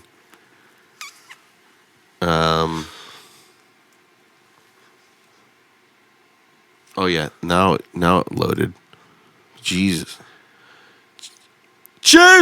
Christ! Put that turn me up.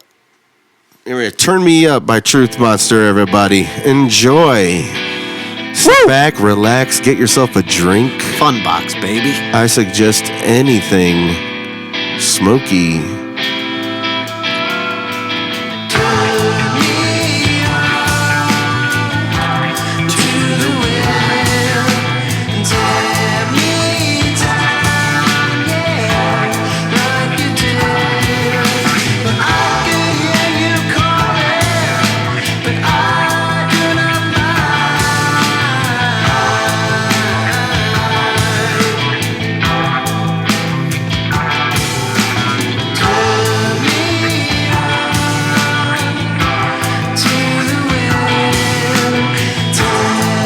All the drums on this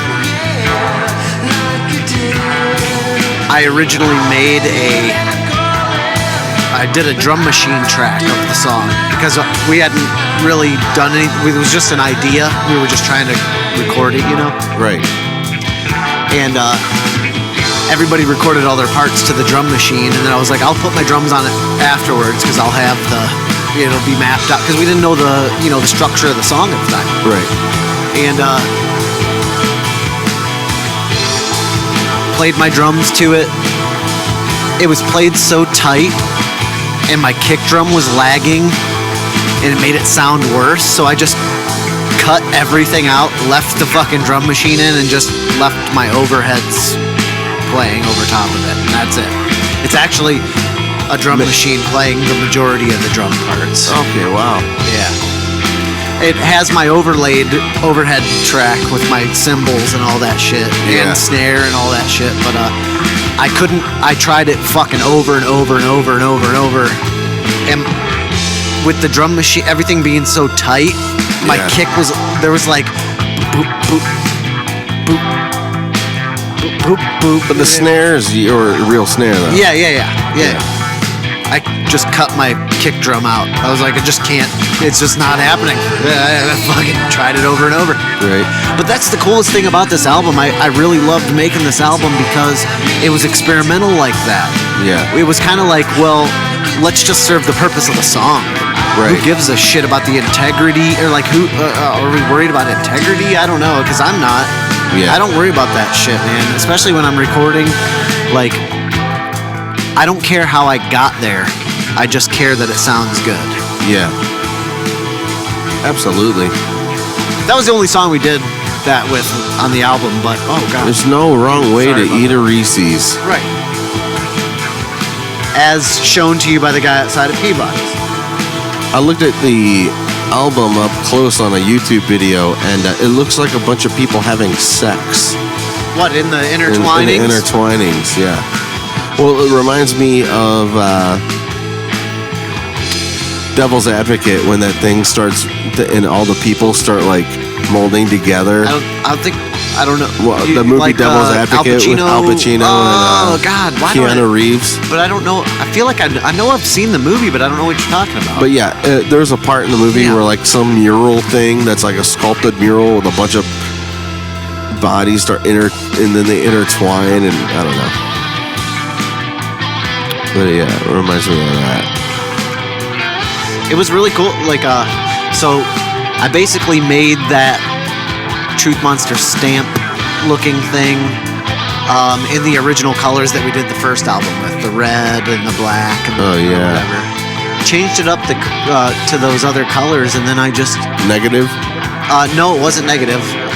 Purposely chose those colors off of a random thing that I did that was like just a Truth Monster, and it was in those colors, and everybody agreed that, wow, that color scheme's really cool. Yeah. So I just kind of like selected those colors and did it with that. And I put so many different weird filters on it, and then it came out like that, and I was like, whoa, that's cool as fuck. It was like 15 minutes of just clicking a button, really, and just being like, oh, well, that's cool. And nothing really trying there. I just fucking came out cool randomly, and I did probably fucking 7 iterations of it with different filters, and that was the one that was just the coolest. Right. Fuck it. Oh yeah.